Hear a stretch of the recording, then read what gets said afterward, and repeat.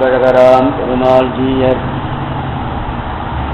பெருந்திவத்தில் 50 பேர்க்கு ஆசையினால் நம்பில்லைக்கான அடிமைகள் செய் அந்நிலைய நன்னெஞ்சே ஊனமறை எப்பொழுதும் ஓர் சத்தாத் சுந்தர தேசிகர் என்று சொல்லக்கூடிய பெண்பழகிய பெருமாள்ஜீயர் வார்த்தாமாலை என்னும் கிரந்தத்தை அனுகிரகித்தார். அதிலே என்பார் கட்டளை செய்த 10 வார்த்தையை நாம் அனுபவித்துக் கொண்டிருக்கிறோம். அதிலே நேற்றைய தினம் 6வது வார்த்தையாக இருக்கக்கூடிய ஆணுகூல்ய சம்பன்னனாயிருக்கை அனுபவிக்கப்பட்டோம். அதற்கு மேலே 7வது வார்த்தை பாகவத ஆச்சார அபச்சாரங்களை வருந்தியும் தவறுகையும் தெரிவிக்கிறார். ஆணுகூல்ய சம்பன்னனாயிருக்கையினால் நேற்றுக்கே பார்த்தோம், பகவானுக்கு பிடித்ததை பண்ணணும், பிடிக்காத பண்ணப்படாது. இதம் குரு இதம் ஆகாஷி என்று சொல்லுவா போல.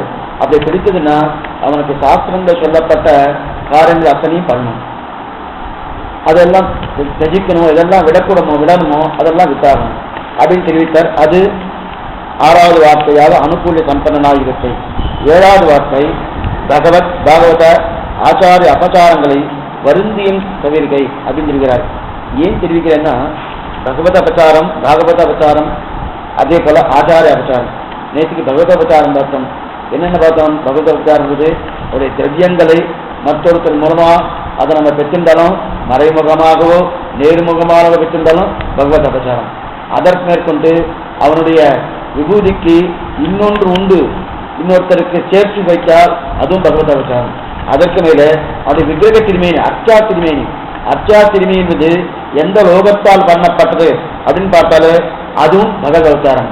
அதற்கு மேலே இன்னொன்று தெரிவிக்கிறார், அர்ச்சா திருமேனி நாம் தான் ரட்சிக்கிறோம் என்று நினைத்தாலும் பகவத அபச்சாரம். இதெல்லாம் பகவத அபச்சாரமாக பார்த்தோம். அதுதான் தெரிவிக்கிற மாத்திரியோனியோடு பரீட்சையோடு ஒப்புன்னு பார்த்தோம். அதை ஒரு தாயார் இவனுக்கு தான் பிள்ளையான ஒரு பிள்ளை சந்தேகப்பட்டு தாயாரை கேட்டால் அந்த குற்றம் தாயாருக்கு எப்படி ஏற்படுமோ அதே குற்றம் பகவானுக்கு ஏற்படுது, அதனாலே சொல்லாதேன்னு தெரிவிக்கிறார். இதற்கு மேலே பாகவத அபச்சாரம் என்னன்னு பார்க்கணும். பகவத அபச்சாரம் இருக்கு, அநேகமா பகவத அபச்சாரம் எல்லாரும் பார்த்துட்டு தான் இருக்கா. அது மட்டும் இல்லை, அதனால தான் எந்த நிலையிலுமே நமக்கு எங்க ஸ்ரீவைஷ்ணவனுடைய சம்பந்தம் இருக்கோ அங்க பிரசாதத்தை எடுத்துக்கிறது, அங்க சாப்பிட்றது, அங்க இருக்கிறது, அவளோட சம்பந்தம் வச்சுக்கிறது, எந்த வம்புதுன்னு இருக்காது. தெரியாதவன்னா அடைய சொந்த கரையில இருக்கா செஞ்சவாதனை அவள்கிட்ட சம்பந்தம் வச்சுட்டா எந்த இடத்துல எந்த நிலையில குற்றம் இருக்குன்னு நமக்கு தெரியாது. நாமெல்லாம் சர்வஜனும் கிடையாது.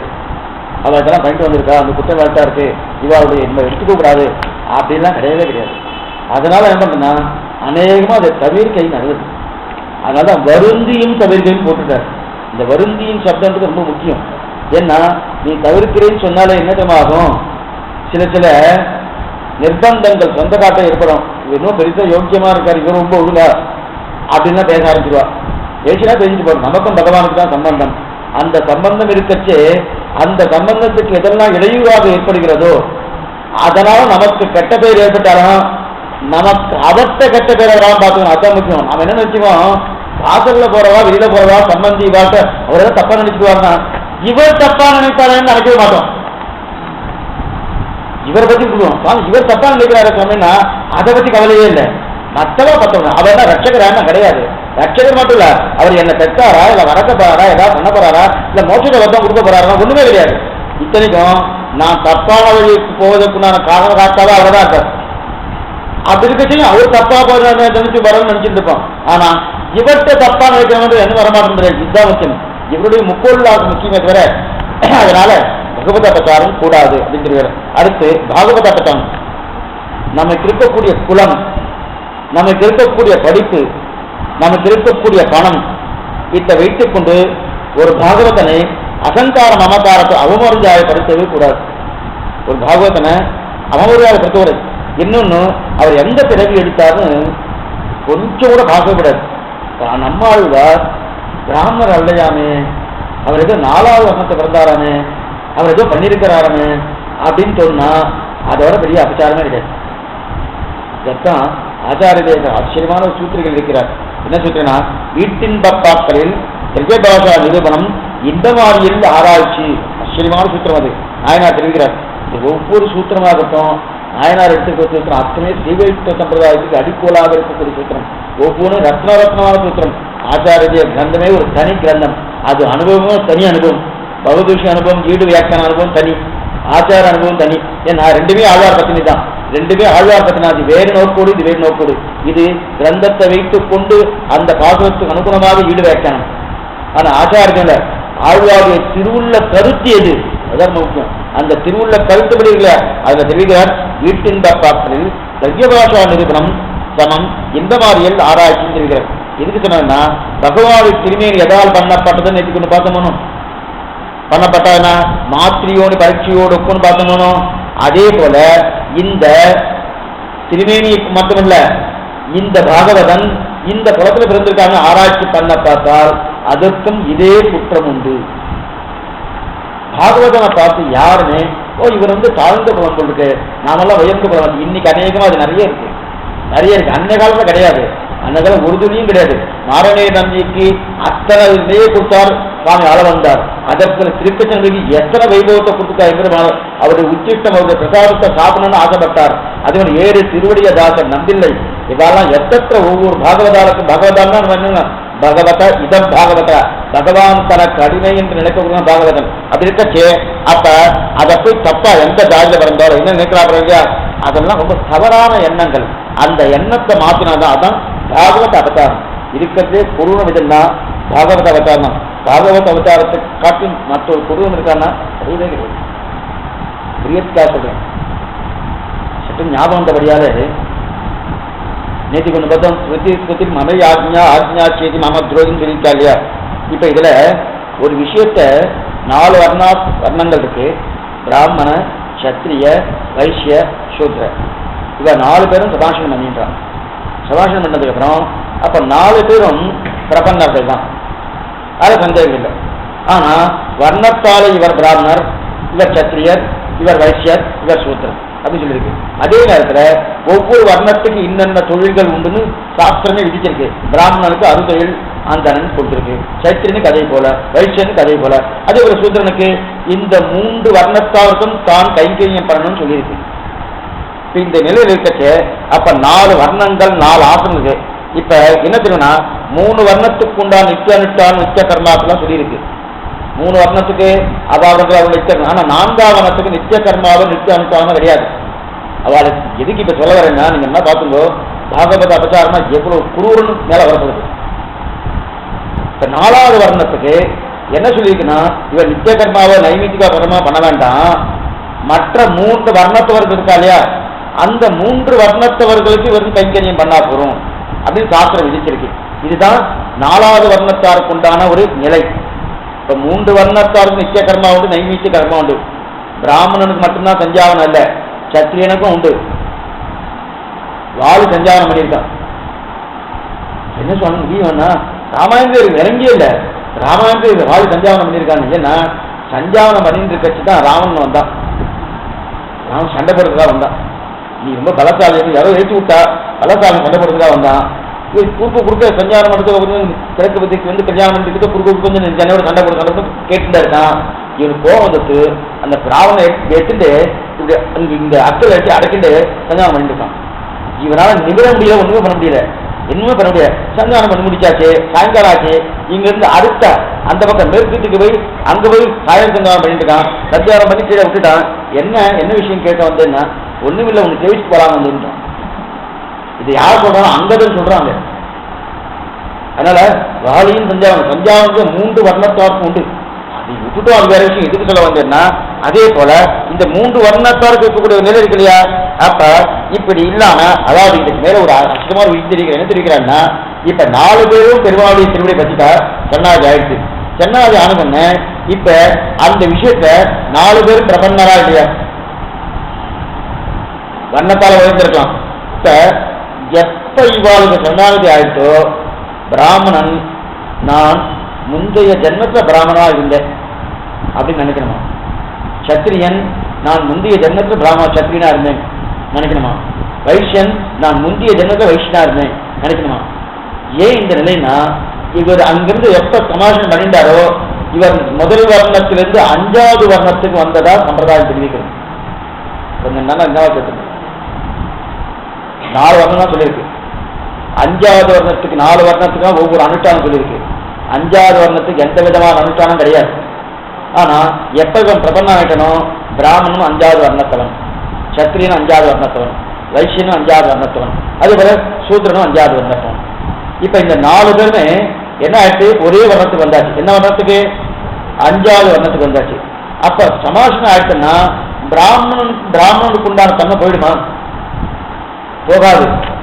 என்ன ஞாபகம், ரொம்ப ஜாகிரதையா இருக்கணும் இந்த விஷயத்த. ஏன்னா கொஞ்சம் தப்பா கேட்டா கூட தப்பா புரிஞ்சுட்டான், இந்த சாமி தப்பு சொல்லிட்டு போட்டுன்னு வந்துருவேன்னா திருலோகாச்சாரத்தை சுத்தி வச்சுட்டு சொல்லிட்டு இருக்கேன். அடியான சொந்த கருத்து என்னைக்குமே சொல்ல மாட்டேன். சொல்றதுக்கு யோகியதை கிடையாது. முதல்ல சொல்லணும், ஒரு துணியும் யோகிய கிடையாது. யார் பண்ணாலும் சரி அதான் குருவாச்சாரத்தை சுத்தி வச்சுதான் சொல்ல முடியும். தவிர மற்ற யாரா சொன்னா நான் தான் தன்னஞ்சல் தோற்கிட்டு உபதேசவர் அவாஷ்டதன்பர் மூர்க்கராக வனவாரமாக காட்டுறதுக்கு என்னைக்கும் அது ஞாபகம் ஏற்பட இல்லைன்னா, அப்ப முதல் நிலையில் இருக்கக்கூடிய அந்த பிராமணனாகட்டும், 2ஆம் நிலையில் இருக்கக்கூடிய சத்திரியனாகட்டும், 3ஆம் நிலையில் இருக்கக்கூடிய வைஷ்யனாகட்டும், 4ஆம் நிலையில் இருக்கக்கூடிய சூத்திரனாகட்டும், இவ 4 பேருமே 5வது வர்ணத்துக்கு போயிடுறார். 5வது வர்ணம்னா பிரபன்னன் ஆயிடுறார். அந்த பிரபன்ன குலத்துக்கு தான் தலைவர் சுவாமி நம்மாழ்வார். பிரபன்னன் ஆயிட்டா இல்லையா? இவ பிரபன்னன் ஆனதுக்கு அப்புறம் இவளுக்கு கர்மாக்கள் உண்டா இல்லையா? நிறைய பார்த்துக்கோம். பன்னியாவனம் இதுக்கு முன்னாடி தான் பன்னியாவனம் நிறைய பார்த்துக்கோம். நம்ம உண்டான கர்மா உண்டு. சுவாமி இவ தான் 5வது வர்ணத்துக்கு போயிட்டாரு சொன்னேன். என்ன கேள்விப்பட்டு போயிட்டாரு. 4 வர்ணத்துக்கு தான் கர்மா உண்டு, 5வது வர்ணம்னு கர்மா கிடையாது. இவ கர்மா பண்ணணுமா? கர்மா பண்ணணும்னா அப்ப 5வது வர்ணம் சொல்லாம இருக்கணும் இல்லையா? இவ முதல் வர்ணம் பிராமணன் தான். சத்திரன் ஏன்னா பிரபன்னம் ஆயிட்டாலே அவன் பிராமணன் தன்மையை எழுந்துடணும். என்ன அர்த்தம்னா, தன்னை போய் மீண்டும் செவிக்கச்சே நான் இன்ன கோத்திரம், இந்த வம்சம், இந்த ஊரு அப்படின்னு சொல்லி செவிக்கூடாது. அடியேன் ராமானுஜதாசன். ஒரு பிராமணன் சமாசனம் பண்ணிட்டு முடிச்ச உடனே அடியேன் ராமானுஜதாசன் தான். ஒரு சத்திரியன் சமாசனம் பண்ணிட்டான்னா அடியேன் ராமானுஜதாசன் தான். ஒரு வைஷ்யன் சமாசனம் பண்ணி முடிச்சாச்சுன்னா, ஆச்சார சம்பந்தம் பெற்றாச்சுன்னா அடியேன் ராமானுஜதாசன் தான். ஒரு சூத்திரன் சமாசனம் ஆச்சார சம்பந்தத்தை பெற்றுட்டோன்னா அடியேன் ராமானுஜதாசன் தான். அதுல எந்த விதமான வித்தியாசமும் கிடையாது. பிராமணனுக்கு வேற, சத்திரியனுக்கு வேற, வைஷ்யனுக்கு வேற, சூத்திரனுக்கு வேற. ஆனா பிராமணனா சர்மான்னு சொல்றார், அதே வைஷ்யன்னா குப்தான்னு சொல்றார், அதே மாதிரி இவர் சத்திரியன்னா அவளுக்கு குப்தான்னு சொல்லிட்டு இது சொல்லுவேன்னா அந்த நிலையில் இருக்கு இல்லையா? அது வைஷ்யன் சூத்திரனுக்கு அடியன் தாசன்னு சொல்றான். ஆனா இதெல்லாம் எப்ப வர்ணத்தை பார்க்கச்சு, அந்தந்த குலத்தை பார்க்கச்சு. பிரபன்னம் வந்ததுக்கு அப்புறம் குப்தாவோ வர்மாவோ அதே போல சர்மாவோ எதுவுமே கிடையாது. எல்லாருமே தாசர்கள், எல்லாருமே தாசர்கள், எல்லாருமே ஒரே நிலை வந்ததுக்கு அப்புறம் அப்ப அந்த 5வது வர்ணம் ஆயிடுச்சு. 5வது வர்ணம் ஆனதுக்கு அப்புறம் இவன் பண்ணணுமா சுவாமி? கர்மாவை பண்ணணுமா? 2 நாளுக்கு முன்னாடி என்ன பண்ணோம்? நம்ம ரொம்ப நல்லா இருக்கும், பகவானுக்கு பிடிச்சதை பண்ணோம், கர்மத்தை விடத்துக்கு வாய்ப்பே கிடையாது, இத்தனை தூரம் பேசினோம். இப்ப இந்த 5வது கர்மா பண்ணித்தாகணும். ஆனா எந்த எண்ணம் இது அன்னைக்கே போட்டுட்டு காமிச்சேன். பிரபன்னன் கர்மா பண்ணுவதற்கும் சாமானிய மனுஷன் கர்மா பண்ணுறதுக்கும் நிறைய வித்தியாசம் உண்டு. அதான் வித்தியாசம் என்ன, கர்மா மந்திரத்தில் இல்ல, எண்ணத்தால வித்தியாசம் உண்டு. அன்னைக்கே போட்டுட்டு சொல்லியிருக்கேன். இது சொல்லுவதுன்னா இவன் கர்மா பண்ணணும் இருக்காங்கன்னா லோக சங்கிரமே வார்த்தம் தெரிவிக்கிறது. லோக சங்கிரகத்துக்காக, லோகத்துக்காக இவன் கர்மா பண்றான். பகவான் விதிச்சிருக்கான், நான் பண்றபடியால பகவானுடைய திருவிழா உபக்கிறது, அதுக்காக பண்றான தவிர இது நான் பண்ணேன்னா இது பாவம் வந்துடும் போடுறது இந்த எண்ணத்தோடு பண்ணல. என்ன ஞாபகம், பிரபன்னனுக்கும் சாமானிய மனுஷனுக்கு தான் வித்தியாசம். பிரபன்னன் கர்மா பண்ணாங்க நமக்கு சங்கல்பம் என்ன அர்த்தமா? சங்கல்பம் என்ன நம்ம பண்றோம்? பகவத் ஆஜ்ஞா, பகவத் கைங்கரியம் தான் சொல்றோம். சாஸ்திரம் போய் கைங்கரியம் ஆகுனா எந்த காரியம் பண்ணாலும் கைங்கரியம் தான். எந்த காரியம் பண்ணாலும் பகவத் ஆராதன ரூபமா பண்றோம். அதனால்தான் பகவத் கைங்கரிய ரூபம் சொல்றோம். பகவத் கைங்கரிய ரூபம் வந்துட்டுனாலே அவன் பிரீத்திக்காக, அவருடைய ஆனந்தத்துக்காக. இது பண்ணா எனக்கு மோட்சத்துக்காக இல்ல, இது பண்ணா நான் தப்பிலிருந்து தப்பிக்கிறதுக்காக இல்ல. அப்ப லோக சங்கரகமே வாபி. இதுக்குதான் ஆழ்வாருடைய பாத்திரம் செய்த வேள்வியர் வையத்தேவரா சிறீவர மங்கள நகர் மானமாவள திவ்யதேச பாத்திரம். செய்த வேள்வி அந்த ஊர்ல இருக்கிறவங்க எல்லாத்தையும் பட்டு பெற்றாம இருக்கலாம். அவளுக்கு தான் செய்த வேள்வியன்னு பேரு. அது என்னன்னா சரணாகதி அனுஷ்டித்து மார்புகளை கை வைத்து உறங்க பிராப்தி. இல்லை அடிக்கடி எழுதுவார். சரணாகதி பண்ணியாச்சுன்னா மாப்பிள்ளை கை வைக்கணும். அதாவது நம்ம எல்லாத்தையும் பண்ணி முடிச்சுட்டு இனிமே வந்து என்ன காரியம் இல்லை, எல்லாம் சௌகரியமா இருக்கு, எல்லாம் சௌகரியமா இருக்கா அப்படின்னா ஆடா அப்படின்னு படிச்சு தூக்குறோமோ அந்த மாதிரி ஒவ்வொரு சரணாகதனும் இருக்கணுமா. மார்பிலே கை வைத்து உறங்க பிரார்த்தனை. இனிமே செய்யறது ஒண்ணும் இல்லை, செய்யறது ஒண்ணும்னா இப்ப கர்மா பண்ண வேண்டாமா இருக்கும் இல்லை, பண்ணணும். எதுக்காகணும்? லோகசங்கரமே வாக்கு, லோகசங்கரத்துக்காகணும். லோகசங்கரம்னா நான் இதை பண்ணலன்னா பின்புள்ளார்கள் பண்ண மாட்டான்னு முதல் நிலை. இல்ல பகவானுடைய திருவுள்ள முகத்தில்லை பண்றா இல்லையா? நித்திய கர்மா நைமித்திய கர்மா அது அத்தனையும் பண்றா இல்லையா? இதுதான் கண்ணஜன் ஞானவாப்தம் அபாப்தம் வர்த்தையேவ கர்மணி. அர்ஜுனா நான் யார் சொல்றேன்னா கண்ணனு கீதையில சொல்றான். ஹே அர்ஜுனா, நான் குதிரைக்கு புல் கொடுக்குறேன், குதிரையை குளிப்பாட்டிட்டு இருக்கேன், சஞ்சாவனம் பண்ணிருக்கேன், என்னென்ன என்னுடைய கர்மா என்னுடைய நித்திய நைமித்திகள்லாம் பண்ணிட்டு இருக்கேன். நான் எனக்கு பண்ண வேண்டிய அவசியமே இல்லை, எனக்கு கர்மாக்கள் தீர்ந்தது கிடையாது. நான் கர்மாவால பறக்கல, நீ கர்மாவால வந்திருக்க, நான் இச்சையால பிறந்திருக்கேன். இருந்தாலும் நான் பண்ணிட்டு இருக்கேன். ஏன் தெரியுமா? லோக சங்கரமே வாபி. இன்னைக்கு என்ன சொல்லுவேன்னா கண்ணனே பண்ணல நான் இது பண்ணோம் சொல்ல மாட்டாரா? அதுக்காக இந்த பிரபந்தர்கள் பண்றால தவிர அதனால இவ பண்றான்னா அப்ப லோகதந்திரத்துக்காக பண்றா. சரி சுவாமி, அந்த லோகதந்திரத்துக்காக பண்றான்னா அப்ப நம்ம பார்த்து பின்னாடி இருக்கிற 100 பேர் 1000 பேர் பின்ன 6 லட்சம் பேர் அதை வந்து ஃபாலோ பண்ணுவா இல்லையா? அதுக்காக பண்ணியாகிறத தவிர அதனால இது பண்றதுனால மோட்சத்துக்காக இல்லை. சரி சுவாமி, அப்ப முதல் 3 வருடத்துக்கு நல்லா தெரியுது, 4வது வருடத்துல என்ன பண்ணுவான்? 4வது வருடம் சாஸ்திரம் இந்த விஷயம் தான் நமக்கு முக்கியம்.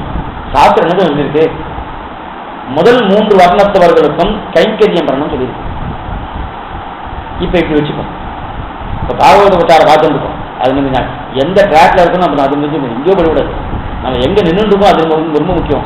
இப்ப பாகவத உச்சாரத்துக்கு இதுக்கு என்ன சுவாமி சம்பந்தம்னா, இப்ப முதல் 3 வர்ணத்தவர்கள் அவர்கள் தங்கள் வர்ணத்துக்கு தகுந்தாப்பட அவ அனுஷ்டானத்தை பண்ணி அவ பிரபந்தம் தான். இப்ப 4வது வர்ணத்தை என்ன சொன்னோம்? சாஸ்திரோக்தமா என்ன பண்ணோம்? பிரபந்தனா இருந்தா என்ன பண்ணோம் அப்படின்னு பின்னாடி சொல்றேன். சாஸ்திரோக்தமா என்ன பண்ணணும்? முதல் 3 வர்ணத்திற்கு சிசூஷ பண்ணணும், தொண்டு செய்யணும். இப்ப இந்த முதல் 3 தொண்டு செய்யணும் சொல்லியிருக்கு இல்லையா? யாருக்கு? 4வது வர்ணமானது சூத்ரனுக்கு. இப்ப இந்த சூத்ரன் பிரபந்தன் ஆயிட்டான். என்ன ஞாபகம்? பிரபந்தன் ஆயிட்டான். இப்ப இந்த சூத்ரன் பிரபந்தன் ஆனதுக்கு அப்புறம் இந்த சூத்திர முதல் இந்த சூத்திரனான 4வது வர்ணத்தவன் முதல் 3 வர்ணத்தவர்கள் கைங்கரியம் பண்ணணுமா வேண்டாமா? சாஸ்திரம் பிரகாரம் தான் வரணும். ஆனா முதல் ஆரம்பத்தில் ஒன்று என்ன ஞாபகத்துக்கோ, இந்த 4 வர்ணத்தவர்கள் 5வது வர்ணத்தவர்கள் ஆயிட்டான்னு சொல்லியிருக்கேன். அதன் போது நீங்க ஞாபகத்துக்கணும். கொஞ்சம் மனசு பூர்த்தியா இங்க இருந்தா தான் அது புரியும், இல்லைன்னா சட்டம் புரிய முடியாது. இதுக்கு முதல்ல கிளம்பச்சே சொல்லணுமா வேண்டாமான்னு ஒன்று வேற ஏதாவது மாற்றி கொண்டு போயிடலாமான்னு அதுக்கப்புறம் ஒன்று நிறுத்திட்டேன். என்ன முடிவு பண்ணா புரிய வைக்கிறது அவர், நான் இல்லை, அவர் விஷயம் புரிய வைப்பார், அதுல எந்த சந்தேகம் இல்லை அப்படின்னு நினைச்சுன்னா தைரியமா வந்து எதுக்கு சொல்ல வந்தேன்னா, இப்ப முதல் 4 வர்ணத்தோட 5வது வர்ணம் ஆயிட்டார். இப்ப அவ பிரபந்தன் ஆயிட்டார். பிரபந்தம் ஆனதுக்கப்புறம் இவ இன்னொருத்துக்கு கைங்கரியம் பண்ணலாமா?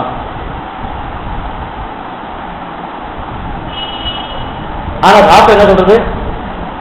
சாப்பிட்டு என்ன சொல்றது?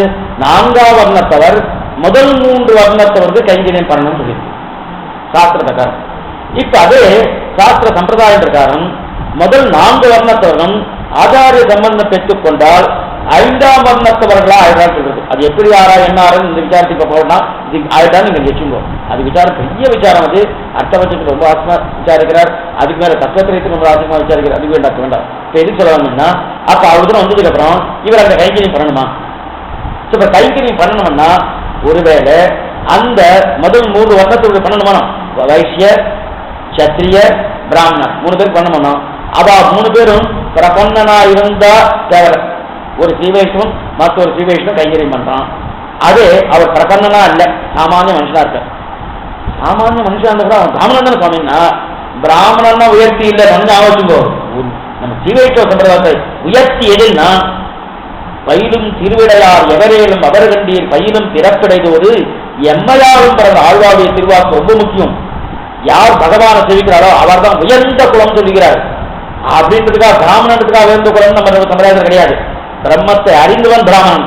ஆனா அந்த பிராமண லட்சணத்தோடு இருந்ததான் பிராமணன். சத்தியனா தேவதா, வைஷ்ணவ தேவர் தான், அதே நிலைதான். அப்படி இருக்க செய்து இந்த சூத்திரனான 4வது வர்ணத்தவன் தான் ஒரு கைங்கரியம் பண்ணணும்.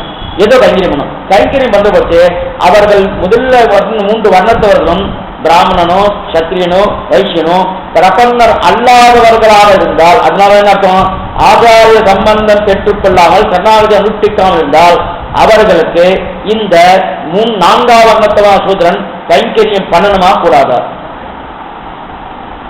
கூடாதுன்னா சாஸ்திர விருத்தம் ஆகுது. சாஸ்திரம் என்ன சொல்லியிருக்கு? சாஸ்திரம் என்ன சொல்லியிருக்கு? முதல் 3 வர்ணத்துக்கு பண்ணணும்னு சொல்லியிருக்கு. ஆனா இவர் பண்ணப்படாத வித்தியாசம்னா அப்ப என்ன ஆகும்? சாஸ்திர விருத்தம் ஆகுது. இல்ல இல்ல சுவாமி, பண்ணப்படாத வாஸ்தம் தான், ஆனா பண்ணலாம்னு சாஸ்திரம் சொல்லியிருக்கு.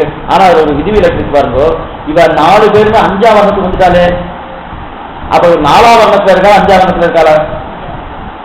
எப்ப இவ 5ஆம் வர்ணத்துக்கு வந்தாலோ இவாளுக்கு கர்மா கிடையாது. கர்மா கிடையாதுன்னு அப்ப பண்ணணும்னு 4ஆம் வர்ணத்துல இருக்கிறதுனால சரீரம் தொலைப்படுதா? இதே சரீரம் தானே. இப்ப பிராமணன் பிரபந்தம் ஆயிட்டான், பிரபந்தம் ஆயிட்டான்னு பிராமணத்தை சரீரத்துக்கு போயிடுங்க, அது போகவே போகாது. ஞாபகம், இப்ப பிராமணன் பிரபந்தம் ஆனதுக்கு அப்புறம் அவன் பிராமண சரீரத்தின் தொலைத்து பிரபன்னால பிரபன்னன் என்கிற நிலையை அடைகிறாங்கிற சரீரம் அதே பிராமண சரீரம் தான், அதே சத்திரிய சரீரம் தான், அதே வைசிய சரீரம் தான்.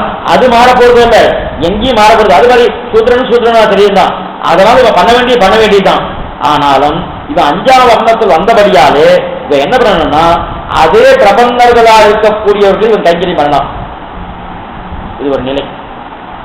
இப்ப இந்த இடத்துல எங்க அபச்சாரம் வருதுன்னா, இப்ப சாஸ்திரம் சொல்லிட்டு என்ன சொல்லிட்டு முதல் 3 வர்ணத்தவர்கள் கைங்கரியம் பண்ணணும், 4ஆவது வர்ணம் கைங்கரியம் பண்ணணும்னு சொல்லிட்டு இப்ப இவர் 5ஆம் வர்ணத்தை வந்துட்டார். 5ஆம் வர்ணம் வந்தபடியால அந்த 4ஆவது வர்ணத்தில் இருக்கக்கூடிய சூத்ரன் முதல் 3 வர்ணத்தவர்களுக்கு பிரபந்தனாக இருக்கான்னு வச்சுக்கோ, அவர் கைங்கரியம் பண்ணிருக்கார். இப்ப அந்த முதல் 3 வர்ணத்தவர் இருக்கா இல்லையா, பிராமண சத்திர வைசியா, அவர் இந்த சூத்திரன் கைங்கரியம் பண்ணலாமா? சாஸ்திர பிரகாரம் பண்ணக்கூடாது. பிரபலம் ஆக வச்சுக்கோ, சாஸ்திர பிரகாரம் அங்க அவங்க இருக்கும் இவரை கைங்கரியம் பண்ணிட்டு அவருக்கு அவளை போய் கைங்கரியம் பண்ணும். இப்ப இவ 5ஆம் வர்ணம் வந்ததுக்கு அப்புறம் அவளும் இந்த 4ஆம் வர்ணத்தில் இருக்கக்கூடிய சூத்திரனுக்கு கைங்கரியம் பண்ணணும். பண்ணலன்னா பாகவத அபச்சாரம். இதுதான் சொல்லுவாங்க.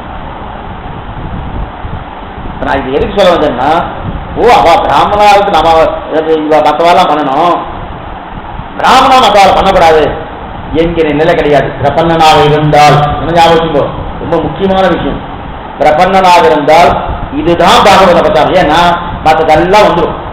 மற்றதெல்லாம் வந்துடும்னா என்ன அர்த்தம்னா, எது பண்ணாலும் வந்துடும். ஆனா இது இயற்கையா இவானுக்கு வந்துடும். யாருக்கு வந்துடும்? 4ஆம் வர்ணத்துக்கு இயற்கையா வந்துடும். ஏன் வந்துடும்னா அவனுக்கு இயற்கைய தாகத்துவம் உண்டு. நான் ஒருத்தருக்கு அடிமை இருக்கிற தாகத்துவம் உண்டு. ஆனா இயற்கையா வராதவன் யாருன்னா பிராமண சத்திரிய வைசியா, இவ 3 பேருக்கு என்ன முக்கியமா பிராமணன் தான். ஏன்னா தான் அகநேக பலம் பெற்ற அவர் இருப்பார். அது பேப்பர் மேல இதெல்லாம் தெரியாது, அவ்வளவுதான் இருக்கா இல்லையா, நான் என்னமா அவர்கிட்ட போய் பார்க்கணும், பண்ண முடியாது அப்படின்னு தெரிவிக்கிறா இல்லையா. அப்ப சிசூச்ச பண்றதுல இன்னொரு விஷயம் என்ன தெரியுமா, 4 வருடத்துக்கும் சிசூச்ச சொல்லியிருக்கே தவிர முதல் 3 வருடத்துக்கு ஒழுங்கா சொல்லியிருக்காங்க. சூத்திரனுக்கு சரியா சொல்லலன்னு நிறைய பேர் கேட்பா. சூத்திரனுக்கு தான் சரியா சொல்லியிருக்கு. ஏன்னா சூத்திரனுக்கு நல்லா வம்பே இல்லாம என்ன சொல்லியிருக்கு, இவன் நேர மற்ற 3 பேருக்கு பண்ணு சொல்லியிருக்கே தவிர அந்த மாதிரி வேற யாருக்கா சொல்லியிருக்கா சொல்லல. அதனால்தான் சரணாகதி ஆயிடுச்சு. 4 வருடத்துக்கு மும்மூச்சு ஆயாச்சு. மும்மூச்சுன்னு மோட்சத்தை இச்சை இருக்கிறவனுக்கு மும்மூச்சுன்னு பேரு ஆயாச்சு. ஆனதுக்கு அப்புறம் அதே வர்ணாத்தை செய்யணும்னா செய்யணும், ஆனா லோகசங்கத்துக்காக செய்யணும். அதே போல இவன் தன் சூத்திரனானவன் அங்க போய் செய்கிறான்னா செய்யணும். யாருக்கு? மற்ற 3 பேருக்கு பண்ணணும். மற்ற 3 பேருக்கு பண்ணிட்டு இருக்கச்சே இவன் இதுக்காக பண்ணிட்டு இருக்கான். அதே ஒரு சங்கத்துக்காக பண்ணிருக்கான், பிரபன்னனானவரை பண்ணிருக்கான், சீவைத்துவானபடி இருக்கான். அதே போல அங்க இருக்கக்கூடிய முதல் வர்ணத்தவர்கள் 2ஆம் வர்ணத்தும் 3ஆம் வர்ணத்தவனும் இந்த 4ஆம் வர்ணத்தவர்கள் கைங்கரியம் பண்ணலாம். ஏன்? பிரபன்னன் ஆனபடியாலே. நான் பிராமணன், நான் சத்திரியன், நான் வைசியன், நான் எதுக்காக 4ஆம் வர்ணத்துக்கு வரணும் அப்படின்னு நினைச்ச பாகவத அபச்சாரம். புரியுதா? ஏன்னா இது அதிகமா நிறைய பேர் கேட்டிருக்க மாட்டேன். நாம என்ன நினைப்போம், அப்பா தெளிவா சொல்லணும், தெளிவா அதே விஷயம். வர்ணத்தால தெளிவா இருக்கு வேறு விஷயம். ஆனா ஞானத்தாலையும் அனுஷ்டானத்திலும் தெளிவா ஆயிடுச்சுன்னா நம்மாழ்வார் எந்த குலம், திருப்பானாழ்வார் எந்த குலம்? பெருமாள் பாத்தியா, யாரால வெளியில தள்ளப்பட்டாரோ அவரையே கொடுத்து அவர் ஐக்கியம். லோகசாரங்க மகாமணியாகத்தான் அவர் முதல்ல தள்ளப்பட்டார், அவரையே ஐக்கியம். அதேதான். இது யார் முதல்ல பண்ணா? ராமன் எப்படியா ராமன் ஆராதித்த தெய்வம் அப்படியே ராமன் இதுதான் பண்ணான். சுக்ரீவன் தான் வேண்டாம் வேண்டாம் விபீஷணன் வேண்டாம் வேண்டாம் நிவேதயத்தை மாம்சப்புறம் விபீஷண உபேட்சிதம் சகுலோகம் கரஞ்சாய ராகவாய மகாத்தனி பிரணாதி அனுஷ்டித்தான் விபீஷணன் அனுஷ்ட சொன்ன. ஐயோ காலமல்லாத காலத்தில் வந்திருக்கான். ரொம்ப நல்லா விவாதம் பண்றான் சுக்ரீவன் ராவன்ட்ட. அவன் வந்திருக்கிறதா முன்னாடி வந்திருக்கணும். ராமன் அந்த வாதத்தை கேட்டா நிச்சயமா ஒத்துப்பான். அவன் தான் ராவன் ஒத்துக்கவே இல்லை. ஏன் ஒத்துப்பண்ணா? காலமல்லாத காலம் வந்திருக்கான். சண்டை போடுறதுக்கு முன்னாடி வந்திருக்கணும். அதில் சண்டை முடிஞ்சது கூட தோத்து போயிட்டா வந்துதான் பரவாயில்ல, தோத்து போயிட்டு வந்துருக்கணும். இப்ப பாரு, அவன் நம்மகிட்ட வந்து எதுக்கு பண்றான்னா, அவன்கிட்ட இந்த மட்டும் என்னென்ன பலாபலம் இருக்கா இதெல்லாம் தெரியறதுக்காக வந்திருக்கான் அப்படின்னு கொள்ள பண்ணிட்டு இருக்கான். நாம தான் நம்புவோம். ராவன் ஒருதுலையும் நம்பவே இல்லை. சன்னாதி அனுஷ்டித்தான அவனை ரட்சித்தே ஆகணும். எத்தனை பேசி ஒத்துக்கவே இல்லை. கடைசியில ஒரே வார்த்தை தான், அங்குல்யன் இச்சன் அரிகணேஸ்வரையே குரங்கு கூட்டத்துக்கு தலைவர் கையே ஆரம்பிச்சுட்டான். அவன் ஒரு என்னுடைய சுண்டி விரலாலேயே இந்த லோகத்தையே நான் மதிப்பேன். என்ன நினைச்சுட்டு விஷயம் வந்தான்னு பெருசா பேசிட்டு இருக்கேன். அதுக்கப்புறம் என்ன பண்ணா, சரி ஐஷன்வானா நீயே போய் ஐஷன்வான். அப்ப யார் முதல்ல வேண்டாம்னு சொல்றாலோ அவாறு ஐஷன்வா சொல்றான் இல்லையா, அதே நிலையெல்லாம் தெரியுது. ஆக பாகவத் உத்தமருக்கு யாருன்னா சொன்னாலும் அனுஷ்டித்த பணபாகம் இருக்கான் இல்லையா, முமுட்சுமானபடியால பாகவதன். முமுட்சுன்னா என்ன? மோட்சத்தை இச்சை இருக்கிறாங்க. அது மட்டும் இல்ல, பெருமாளுக்கு கைங்கரியம் பண்ணணும்னு சொன்னாலே அவ என்ன பண்ணணும்? அகங்காரம் அமகாரம் விட்டவனா இருந்தா தான் கைங்கரியம் பண்ண முடியும். முமுட்சுனால என்ன அர்த்தம்னா அகங்காரம் அமகாரம் விட்டவனா இருக்கணும். அகங்காரம் அமகாரம் விட்டவனா இருக்கணும்னா அப்ப நீங்க சொன்னீங்களே சுவாமி, ராமணன் 4ஆம் வர்ணத்துக்கு பண்ணணும்னு சொன்ன இல்லையா, பிரபன்னனா இருந்தா அது என்னவா பண்ண முடியும்? அவருக்கு அந்த என்ன வருமானா வந்தாகணும். என்ன அவர் முமுட்சுன்னு சொன்னோம். பிராமணன் முமுட்சுன்னா என்ன அர்த்தம்? மோட்சத்துல இச்சை இருக்கணும். மோட்சத்துல இச்சை யாருக்கு ஏற்படும்? தன்னுடைய அகங்காரம் அமக்காரங்களை ஒழித்தவனுக்குத்தான் மோட்சத்துல இச்சை இருக்கணும். அகங்காரம் அமக்காரம் இருந்தா தான் 4ஆம் வர்ணத்துக்கு பண்ண மாட்டேன்னு சொல்லுவான். எப்ப அகங்காரம் அமக்காரம் ஒழித்தவன் ஆயிடுச்சோ பண்ண முடியாது, சொல்ல முடியாது. இப்ப திருக்கட்டுடைய பிரசாதத்தான் ஸ்ரீகரிக்கணும்னு ஆசைப்பட்டது ஒரு துணியும் அகங்காரம் அமக்காரம் இல்லாதபடியால் தான் எப்படி வர அந்த வார்த்தை பேசினார். இதென்ன? அவர் தாழ்ந்தவர், நான் உயர்ந்தவர். எனக்கு தான் இருக்குது. அவர் தேவைப்படுறதுன்னா என்ன பேசிக்கிட்டோம்? குலத்தால உயர்ந்தவன் நான் ஆச்சு. அவர் குலத்தால உயர்லையே. அதனால அவருக்கு இந்த எண்ணம் இருக்கான்னா இல்லையே. அகங்காரம் அமக்காரம் அது மட்டும் இல்ல, நான் ஒரு பிரபன்னன்னு வந்துட்டாலே அந்த நிலைக்கு தள்ளப்படும். அதாவது அப்ப வெட்டியை பிடிச்சிட்டு இருக்காரு. அப்ப முதல் 3 வருடத்துக்கு வெறுத்தவரை அடுத்தடுத்து வரலாம் பல பாகவன் தானே. அப்ப பிராமணனை பொறுத்தவரை சத்தியனும் பாகவதன் தானே, வைசியனும் பாகவன் தானே, பிராமணனும் பாகவன் தானே, சூத்திரனும் பாகவன் தானே. இல்லையே சுவாமி, வார்த்தை மாற்றி சொல்றாரு. பிராமணனா இருந்தா சீவைஷ்டமானு சொல்றான், அப்பிராமணன் இருந்தா பாகவதான்னு சொல்றான். இந்த லோகத்தை பிரசித்தமா காணப்படுறதுன்னா அப்படின்னா என்ன அர்த்தம்னு பார்க்கணும். அப்பனா பாகவதன்னா என்ன அர்த்தம்? முதல்ல பாகவதன்னா என்ன அர்த்தம்? பாகவத இதம் பாகவதம் அப்படின்னா இவன் இந்த பெருமாளுக்கு நான் அடியவன் என்று யார் ஒத்துக்கொள்கிறாரோ அவன் தான் பாகவதன்.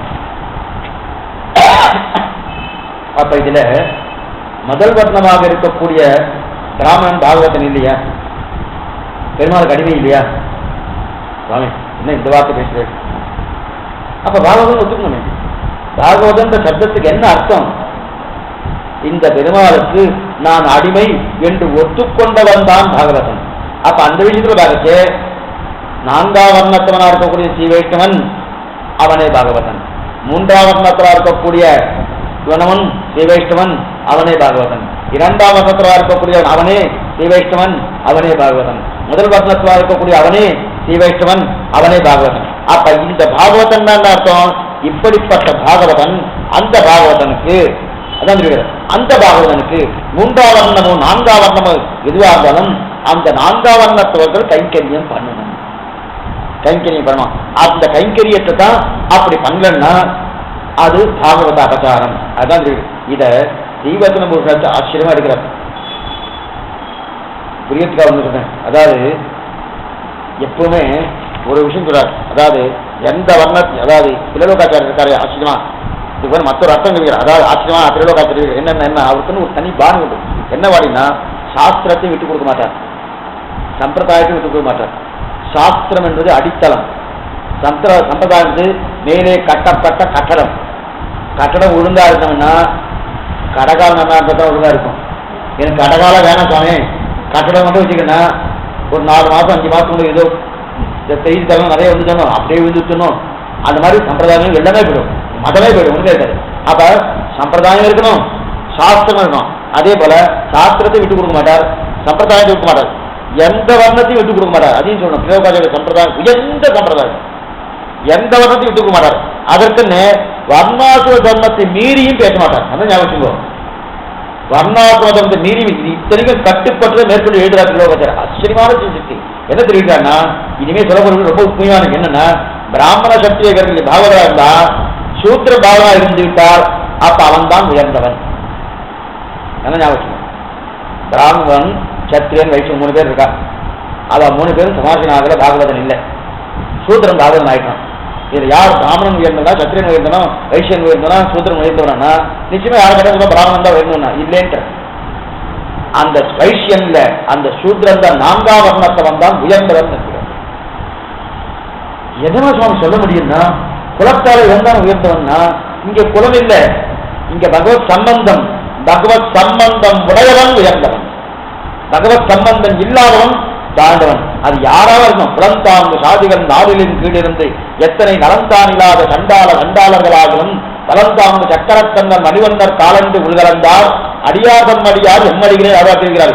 எந்த குலத்தில் இருந்தாலும் அவனுடைய திருவடிக்கு ஆட்பட்டானாக அவனே உத்கிருஷ்டமான குணம். அதான் ஜீவத்தின போது ஒரு கிரந்தம், ஆச்சரியமான கிரந்தம். அதுல 2 பேருக்கு வைகம் ஒத்திருந்தா அப்போ உத்கிருஷ்ட பிரம்ம விரமித்த ஜன்மம் சார்ந்து அபிகிருஷ்ட பிரமித்த ஜன்மம் உயர்ந்தார். இன்னும் மோசமா சொல்றார் பிரலோகாச்சார். தெரியும், இவர் ஒரு பிராமணர், புரியத்துக்கா சொல்ற. ஒரு பிராமணன் பிரபலன் ஆயாச்சு, ஒரு சூத்திரன் பிரபலன் ஆச்சு. 2 பேருமே ஒரே வைபவம் தானே, 2 பேருமே பிரபலன் தான், எந்த விதமான வித்தியாசம் கிடையாது. அது 5ஆவது குறித்த பண்ணும் வித்தியாசம் கிடையாது. இவா 2 பேருக்கு என்ன வித்தியாசம் கேட்டுட்டார் பிரலோகாச்சார். புரியார், உத்கிருஷ்ட பிரமித்த ஜன்மம் தாழ்ந்தது, அபகிருஷ்டமா பிரமித்த ஜன்மம் உயர்ந்ததுன்னு இருக்கிறார். 2 பேருமே பாகவதர்கள் தான், பிராமணன் பாகவதர்கள் தான், 4ஆம் வர்ணத்துவம் பாகவதன். பிராமணன் 3 பேர் கேட்டுக்கோ, திரைவர்ணி கரெக்டுன்னா பிராமண சத்திரிய வைஷ்ய 3 பேர் அவ ஒரு கோட்டியை வச்சுட்டு இருக்கோம். சூத்திரன் ஏன் நான் அவ ஒரு கோட்டி ஏன் தனியா வைக்கிறேன்னா, இவா 3 பேருக்கு கர்மா உண்டு, நித்திய நைமித்திக கர்மாக்கள் உண்டு. 4ஆவது வர்ணமாக இருக்கக்கூடிய அந்த சூத்திரனுக்கு நித்திய நைமித்திக கர்மா இல்ல, அந்த 3 பேருக்கு தொண்டு செய்வது தான் கர்மான்னு சொல்லியிருக்கா இல்லையா? அதனால அவ 3 பேரும் ஒரு கோட்டியா சேர்க்கலாம், இவ தனியா ஒரு கோட்டியா சேர்க்கலாம். சேர்த்தா விட அவ 3 பேரும் ஒரு நிலையில இருக்கா. அவ 3 பேரும் பாகவதர், இவரும் பாகவதர், 4ஆம் வர்ணம். இதுல யார் உயர்ந்தவர்னா, இல்லையே சுவாமி எல்லாம் பாகவதம் சொல்லி உயர்வு தாழ்வே இல்லைன்னா உயர்வு தாழ்வு உண்டுட்டார். உத்கிருஷ்ட பிரமித்த ஜென்மம் தாழ்ந்தது, அபகிருஷ்டமான ஜென்மித்த ஜென்மம் உயர்ந்ததுன்னார். ஏன்னா ஆச்சரியமா தெரிகிறார். எப்படி தெரிவிக்கிறனா, இந்த 2க்கு ஒப்பு நோக்கி பார்த்தால் சூத்திர ஜென்மாவுக்கு ஒரு தனி சிறப்பு இருக்குமா போல தோன்றுகிறதுன்னு தெரிவிக்கிறார். ஏன்னா என்னக்கன்னா, 2 பேருக்கும் எல்லா பிரபாவம் ஒத்திருந்தாலும் பகவத் சம்பந்தமாகட்டும், பக்தி ஆகட்டும், பிரபக்தி ஆகட்டும் எல்லாமே ஒத்திருந்தாலும் பிராமன் பிறந்திருக்கிறபடியாலே நாம் பிராமண ஜன்மாவை எடுத்தும் என்கிற சிறு அகங்காரம் இருந்து கொண்டே இருக்கும். இதை எழுதினது ஒரு பிராமணர். பிராமணர் அல்லாதவர் எழுதினார்னா சாமி அவருக்கு பிராமண தேசி. அதனால இது ஜீவத்தின உள்ள இருக்கு, எங்கேயோ இல்ல. அடிய தாந்தோனி தரமா சொல்லபாடு நான் மொழியை சொல்லியிருக்கேன். ஜீவத்தின இதுக்குன்னு தனியா எடுத்திருக்காரு. எது சொல்ல வந்தேன்னா, அப்ப அத்தனை தூரம் அப்ப சிறு அகங்காரத்துக்கு. ஆனால் சூத்ரனுக்கோ ஜன்மசித்த நைச்சியம் தெரிவிக்கிறார். என்ன செய்யுதுன்னா, அவனுக்கு பிறப்பே தான் தாழ்ந்தவன் தாழ்ந்தவன் தாழ்ந்தவன் என்கிற எண்ணம் பிறப்பாலே இருக்கிறபடியாலே என்னாச்சு, ஜன்மாவாலே எப்போதும் நைச்சியம் பாவிப்பதோ தானே இயற்கையாக பாவித்து விடுவன். யாருக்கு? சூத்ரனுக்கு. ஆனா இவருக்கு என்ன இருந்தாலும் அவனோட நான் தான் இங்க நிற்பேன், நீ இங்க பக்கம் தான், இப்படி வந்துடும், அதெல்லாம் அந்த கோட்டி, இதெல்லாம் இந்த கோட்டி, இப்படி வந்துட்டு சொல்றா இல்லையா? அது எதனால ஏற்படுறதுன்னா, அந்த அகங்கார மமக்காரங்கள் இருக்கு. அந்த அகங்கார மமக்காரம் வந்துடுத்துனாலே எது உயர்ந்த குலம், எது உயர்ந்த ஜென்மா? உயர்ந்த ஜென்மா எதுன்னு பார்த்தா, ஓ இந்த அபகிருஷ்ட ஜென்மாதான் பிரமித்த ஜென்மாதான் உயர்ந்தது. உத்கிருஷ்ட ஜென்மம் நினைக்கிறோமா, உயர்ந்த ஜென்மம் நினைக்கிறோமா, அது தாழ்ந்ததுன்னு தெல்லோகத்தோடைய அவருடைய அபிப்பிராயம். இதுக்கு சொல்ல வந்தேன்னா அத்தனை தூரம் இதைத்தான் இந்த விஷயம் புரிஞ்சுக்கிறது ரொம்ப கஷ்டம். புரிஞ்சுக்கிறதுன்னா பிராமணர் அல்லாதவர்கள் அவள் தான் புரியல இவங்களையும் புரிஞ்சுக்கிட்டுவா. ஆனா பிராமணர் புரிஞ்சுக்கிறது கஷ்டம். ஏன் அவரே எழுதி வச்சுக்கார். அப்ப இத்தனை தூரம் அப்ப சூத்திரனுக்கோ ஜன்மசித்த நேர்ச்சி எப்போதும் நேற்று பாவிப்பதைக்கான இயற்கையா பாவிக்கிறார். புரிவதற்கு கொஞ்சம் புரியத்துக்கு விஷயம் ஒரே ஒரு எக்ஸாம்பிள் சொல்றேன். இவாளுக்கு ஜன்ம சித்தமாவே தன்னை தாசன் நினைச்சிருக்கா. அவளுக்கு ஏறிடணும். என்ன ஏறிடணும்? நான் உயர்ந்த குலம்னு ஒரு அபிப்பிராயம் உள்ளுக்குள்ளேயே இருக்கு இல்லையா, அது அடிக்கிறது சாமானியம்னா நான் நினைச்சிருக்கேன் ரொம்ப கஷ்டம். அகங்காரம் நமக்கான அடிக்கிறது என்னன்னா அவ்வளவு சுலபமே இல்லை. ஆழ்வார் பயந்து அதுதான் நீர்முமதி என்று வெய்முதன்மாயிட்டார். நான் எனதுன்னு சொல்லணும். அதை சொல்றச்சே நான் சொன்னா உடனே என்ன பிடிச்சிக்குமோன்னு பயத்துறாலே அந்த தப்ப ஒரு நமேல போட்டார். நீ நிமதி என்று வெய்முதன்மாயிட்டுன்னு. அதனால ஜன்ம சித்தம் இருக்கிற இதுக்கு ஒரே ஒரு எக்ஸாம்பிள் கொடுக்குறேன். ஆழ்வார்கள் 10 பேர், அது ஒரே ஒரு பெண்ணு தான் யாரு? ஆண்டாள். ஆனா ஆழ்வார்கள் 10 பேர் நாயிகா பாவத்தை எடுத்தாரணும். பராமகிருஷ்ண நாயகி, பரகார நாயகி, ஒவ்வொருத்தரும் நாயிகா பாவத்தை எடுத்துக்க. ஆனா ஆண்டாள் நாயிகா பாவம் எடுத்துக்கல, இயற்கையாவே அவ நாயிகா. இப்ப இயற்கையாக ஒரு பெண்ணால் இருக்கிறதுக்கும் ஒரு பெண்ணால் தன்னை ஏறிடுவதற்கும் வித்தியாசம் இருக்கா இல்லையா? பெண்ணான தன்னை ஏறிட்டாலும் 10வது பாட்டு 11வது பாட்டு வரும்போது குறுக்கூட்டம் வந்துடுறது, கலியன் சொன்ன வந்துடுறது. ஆனா இங்க அங்குல கோதை சொன்ன பட்டபிரான் கோதை சொன்னதா வருது தவிர அங்க மறுபடியும் வருதுனா அப்ப இயற்கையாக ஆன பெண்ணான தன்மை யாருக்கு? ஆண்டாளுக்கு. இவ ஏறிட்டுக் கொண்டு வந்த ஆழ்வார்கள் ஆனான தன்மை குறைத்துக் கொண்டு பெண்ணான தன்மை ஏறிக்கிறாரியா, அது 2ஆம் பட்சம் தானே. அதே போல பிராமணன் ஏறிடணும். நான் உயர்ந்ததுமா இல்ல, நான் தாழ்ந்தவன் தான் ஏறிடணும். ஆனா இவாளுக்கு அப்படி இல்லை, இயற்கையாக ஜன்ம யாருக்கு? அதனால இந்த அபச்சாரம் கூடாது.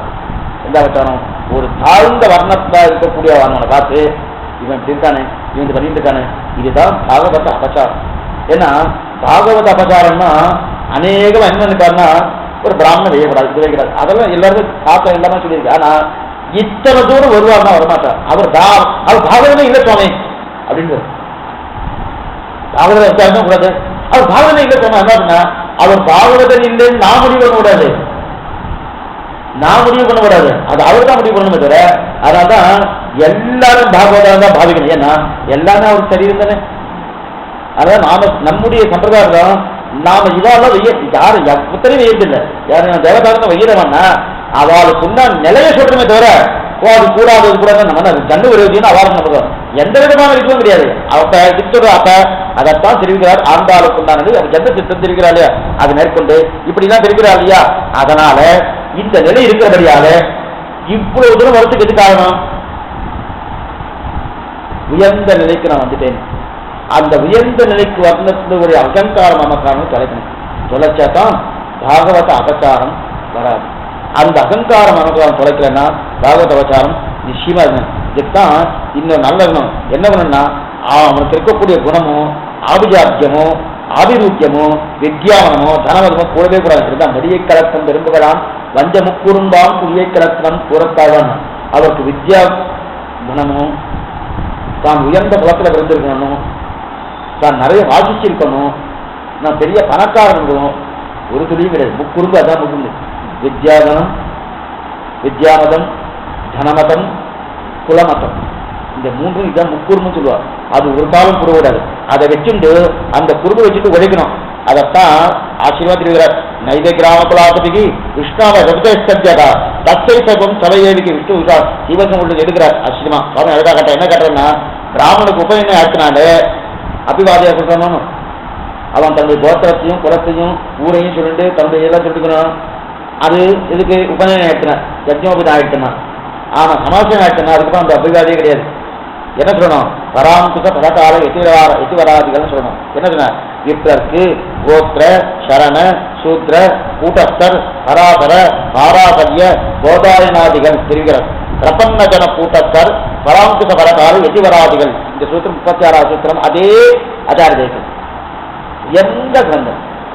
எந்த கிரந்தம் ஆச்சாரிய அப்படிப்பட்ட இது சொன்னா அப்ப அதிகாரத்துக்காக என்ன? நைவ குலாதிபிகி கிராம குலாதிபிகி கிருஷ்ணாவை விதேஷ்டா தத்தஞ்சு இன்னைக்கு வைஷ்ணவ சம்பந்தம் பெற்றுட்டானே அவனை எதையும் சொல்லித்தரா. அவன் பிராமணனோ சத்திரியனோ வைசியனோ சூத்திரனோ இந்த அடையாளம் சொல்லாமல் ஸ்ரீவைஷ்ணவன் என்ற ஒரு பாகவதன் என்ற அடையாளத்தை சொல்லி அவனை கூப்பிடு, சொல்லி அவனை பாரு.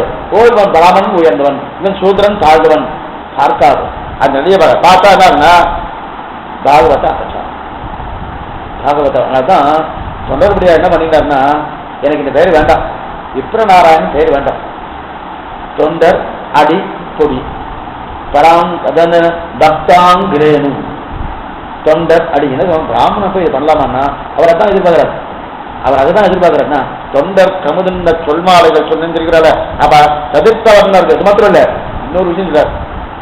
சரி, ரொம்ப ஞானாதிகரா இருக்கார் முதல் வர்ணத்தவர், அதை காட்டும் ஞானாதிகரா சதுர்த்த வர்ணர் நான்காம் வர்ணத்தவர் இருக்கார். இப்ப அவர்கிட்ட இவர் அந்த உதேசத்தை பெற்றுக்கலாமா கூடாது.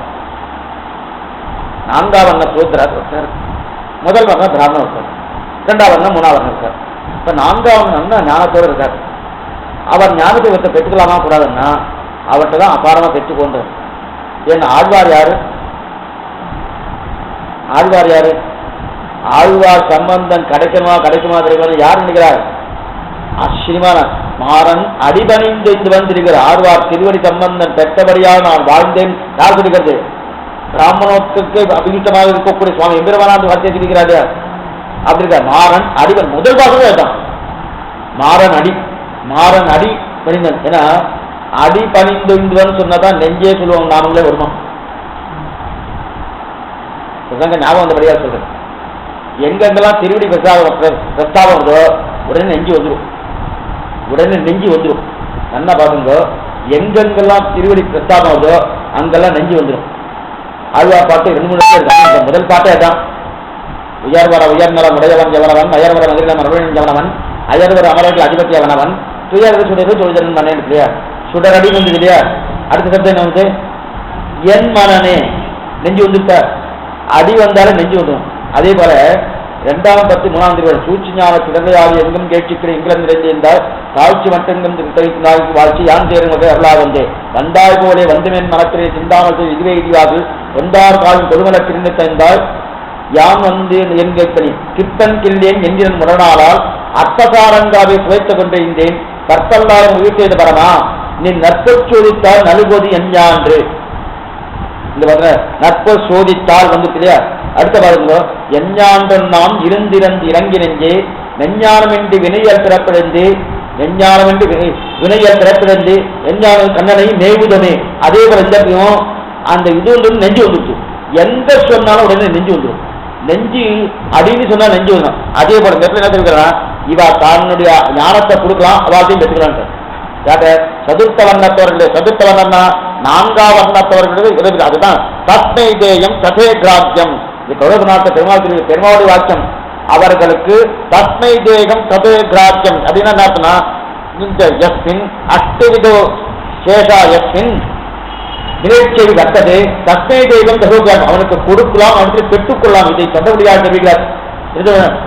தொடுமினீர் கொடுமின் பொன்மின் நென்னொருவுக்கு வழிபடி அருள்நாள் போல் பதில் திருவரங்க தம்மானே. ஆச்சரியமான பாசனம் திருமாலையில.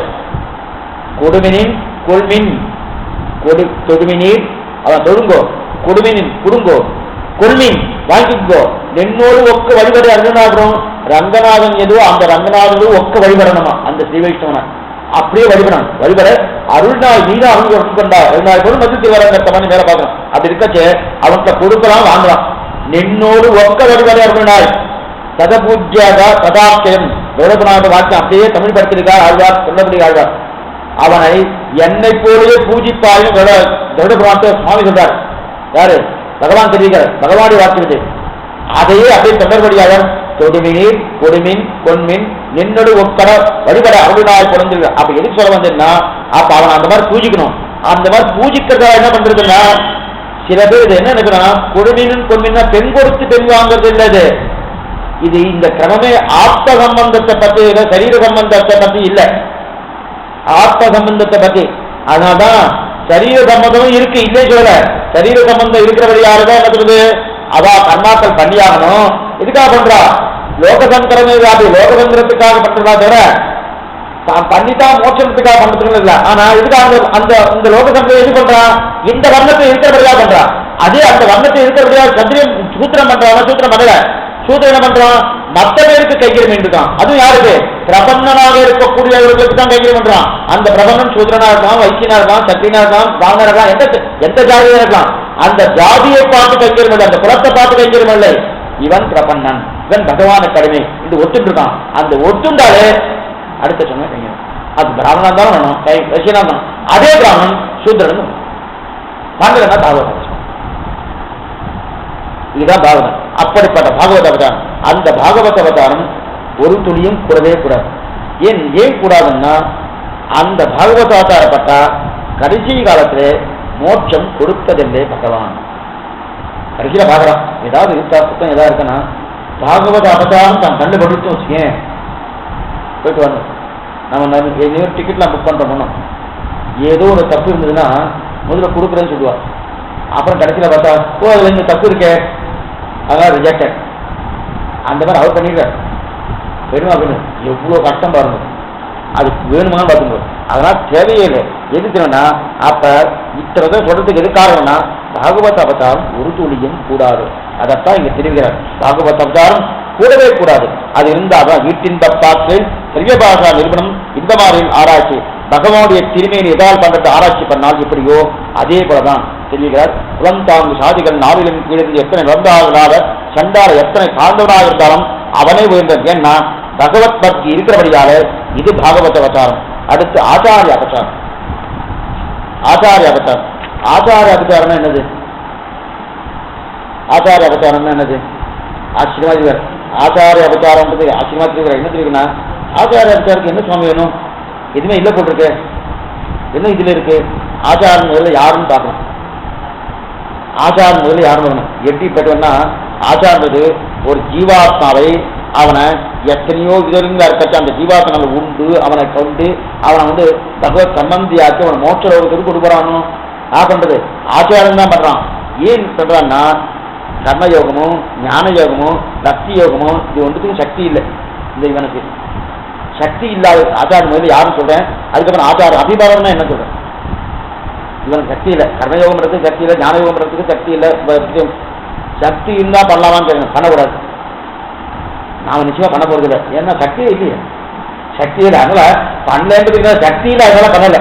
இருந்தா பண்ணுவாங்க. நான் சில பேருக்கு எங்க சுவாமி சொல்றாரு ரொம்ப பலசாலி, ரொம்ப பலசாலி, ரொம்ப நல்லவன், ரொம்ப பெரிய பலசாலியா இருக்கணும். அவர் யாரும் அடிக்கிறனா தான் அவர் நல்லவர். இவங்க முன்னுமே இவர் ஓட்டாஞ்சல் மாதிரி இருக்காரு.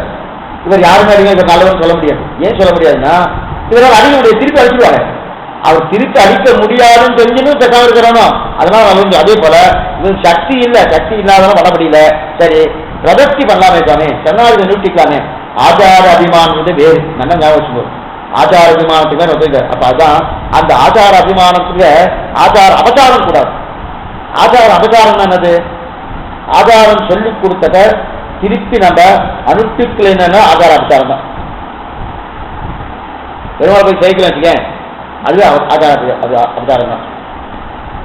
பெருமாளை சேவிக்கணும் ஆச்சார அபச்சாரம் பகவத்யாரம் ஆகாதுன்னா ஆச்சாரின்னு சொல்லத்தான் பெருமாளே பார்க்குறோம்.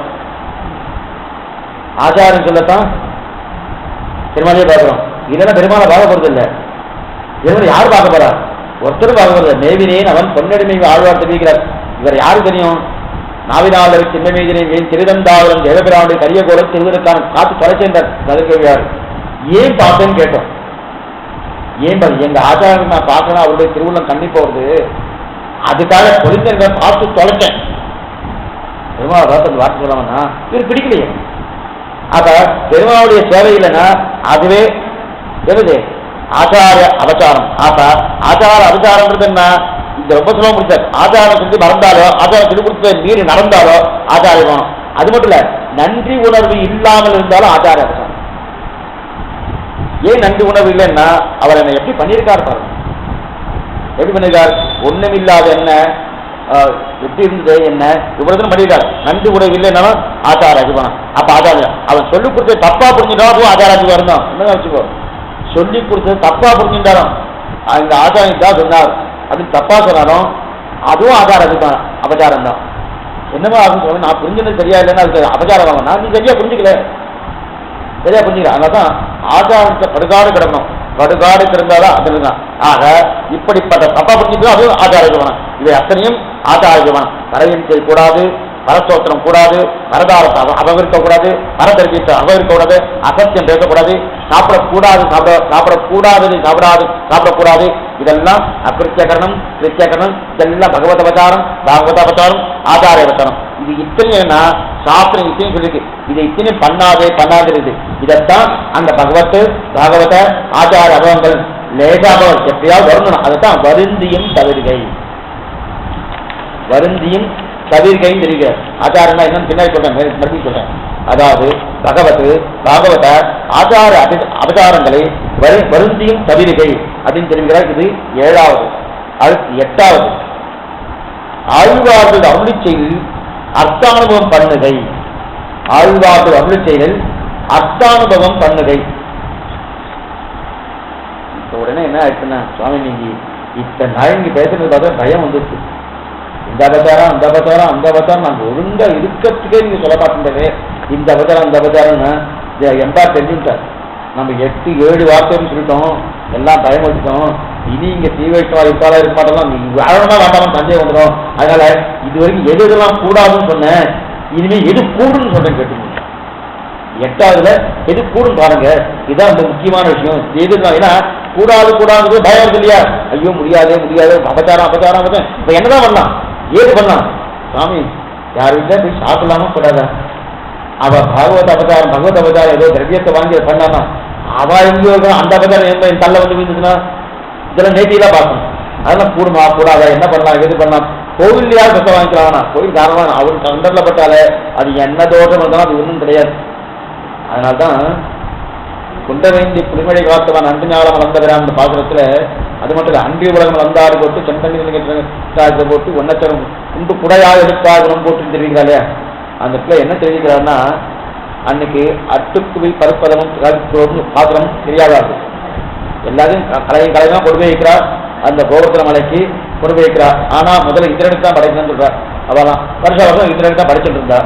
ஆனா இவன் என்ன பண்ணா, கண்ணன் சொல்லிட்டான், இந்திரன் நான் கொடுக்குறான், கோபுரத்துல மலைக்கு கொடுக்குறது, அதுக்கே படைக்கணும்னா இவாளும் ஒத்துண்டா, எதிர்த்தே பேசல.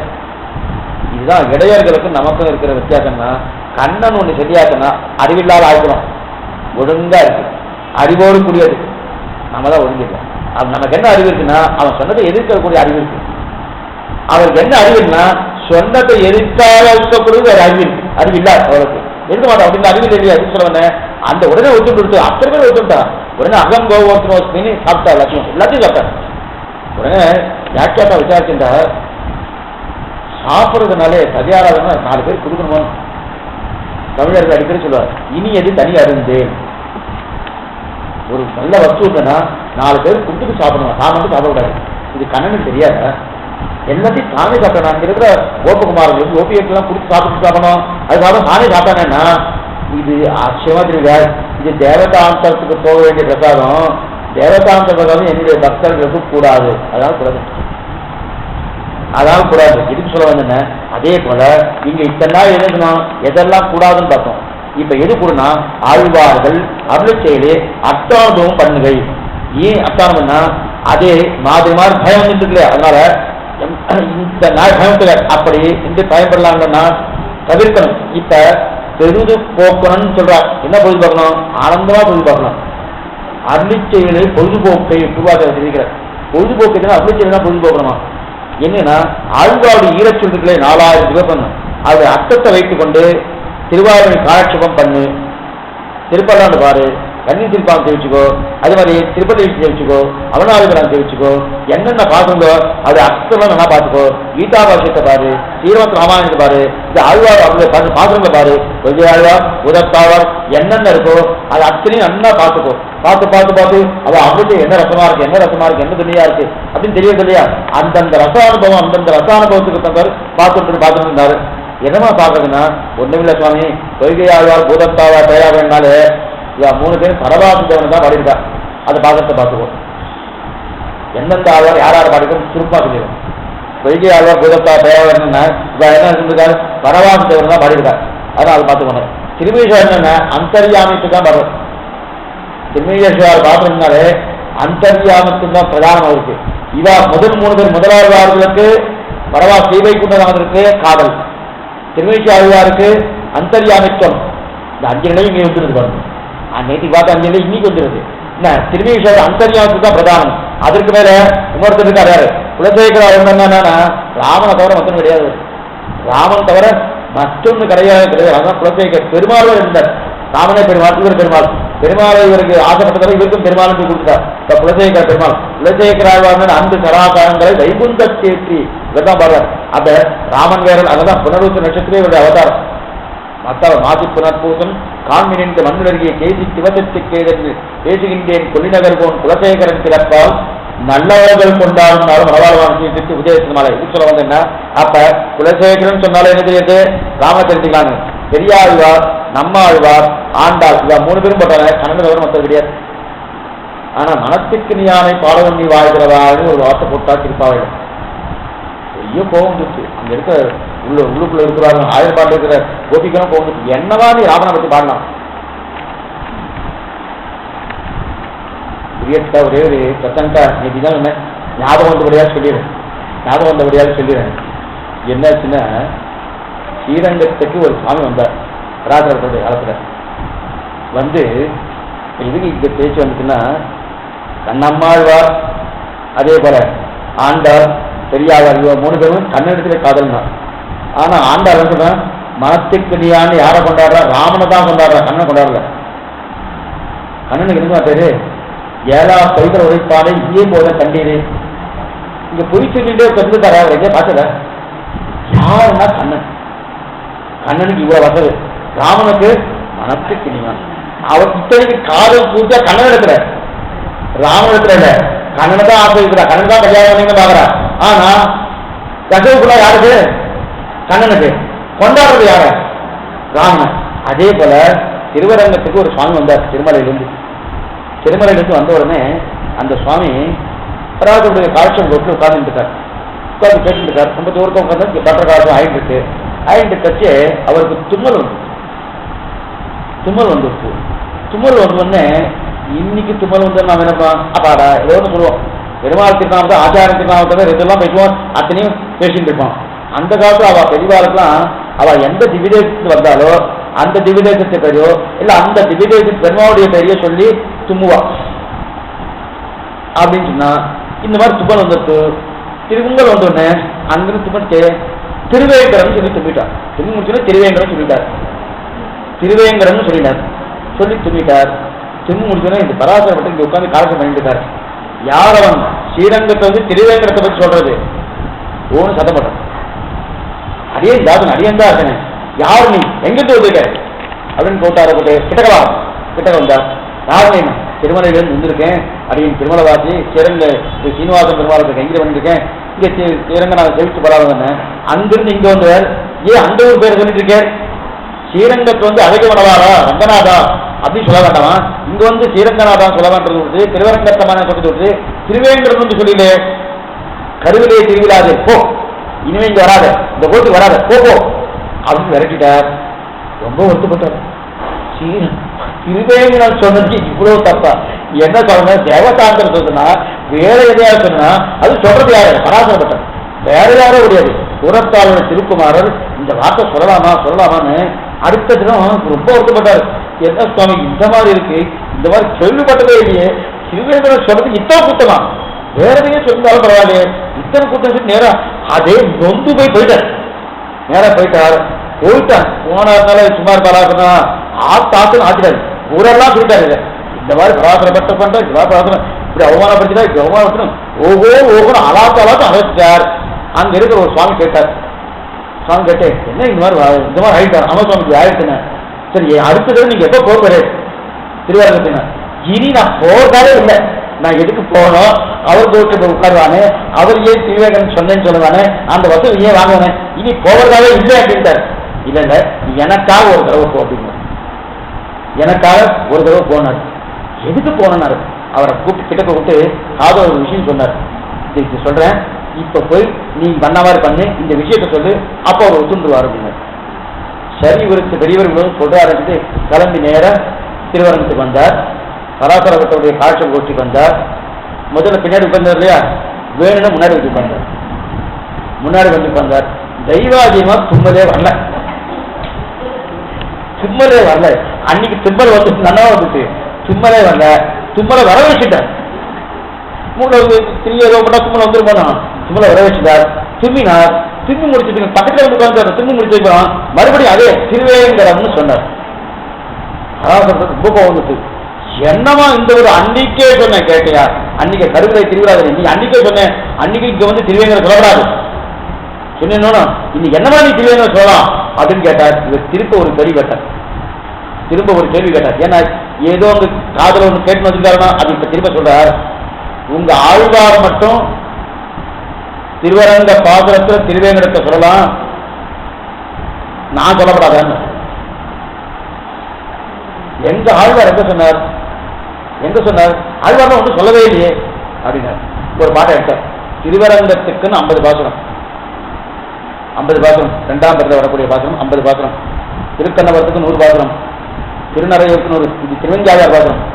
நம்ம பெரிய திருமொழியில திருவெஞ்சாயார் பெரிய திருமொழியில திருக்கண்ணவரத்துக்கு 100 பாசுரம், திருநறையூருக்கு 100 பாசுரம், திருவரங்கத்துக்கு 50 பாசுரம். அந்த 50 பாசுரம் ஒரு பாசுரம் வெறுவாதால் வாய்வருவி வெங்கடமே வெங்கடமே என்கின்றாளால் இந்த பாசுரம். இந்த பாசுரம் தாய் பாசுரம். இந்த பாசுரத்தை சொல்லிட்டு அந்த குழந்தை யார் பொண்ணு, இது பரக்கால நாய்க்கு. பரக்கால நாய்க்கு ஏதோ ஜுரத்தோட படுத்துட்டு அப்படியே வளர்றாராம். வெறுவாதால் வாய்வருவி வெங்கடமே வெங்கடமே என்கின்றாலும் வளர்றா. அவ வளர்றத திருப்பி சொல்றா தாய். தாய் சொல்ற மாதிரி பாசுரம். இதே பாசுரம் தான் கங்குலும் பகனும் கண்டுயிர்கள். இது பராங்குச நாயகி, இங்கு பரக்கால நாயகி. பரக்கால நாயகி சொன்னத்தை திருப்பி தாயா சொல்றான். தாய் பாசுரம் தாயா சொல்லிட்டு இருக்கா.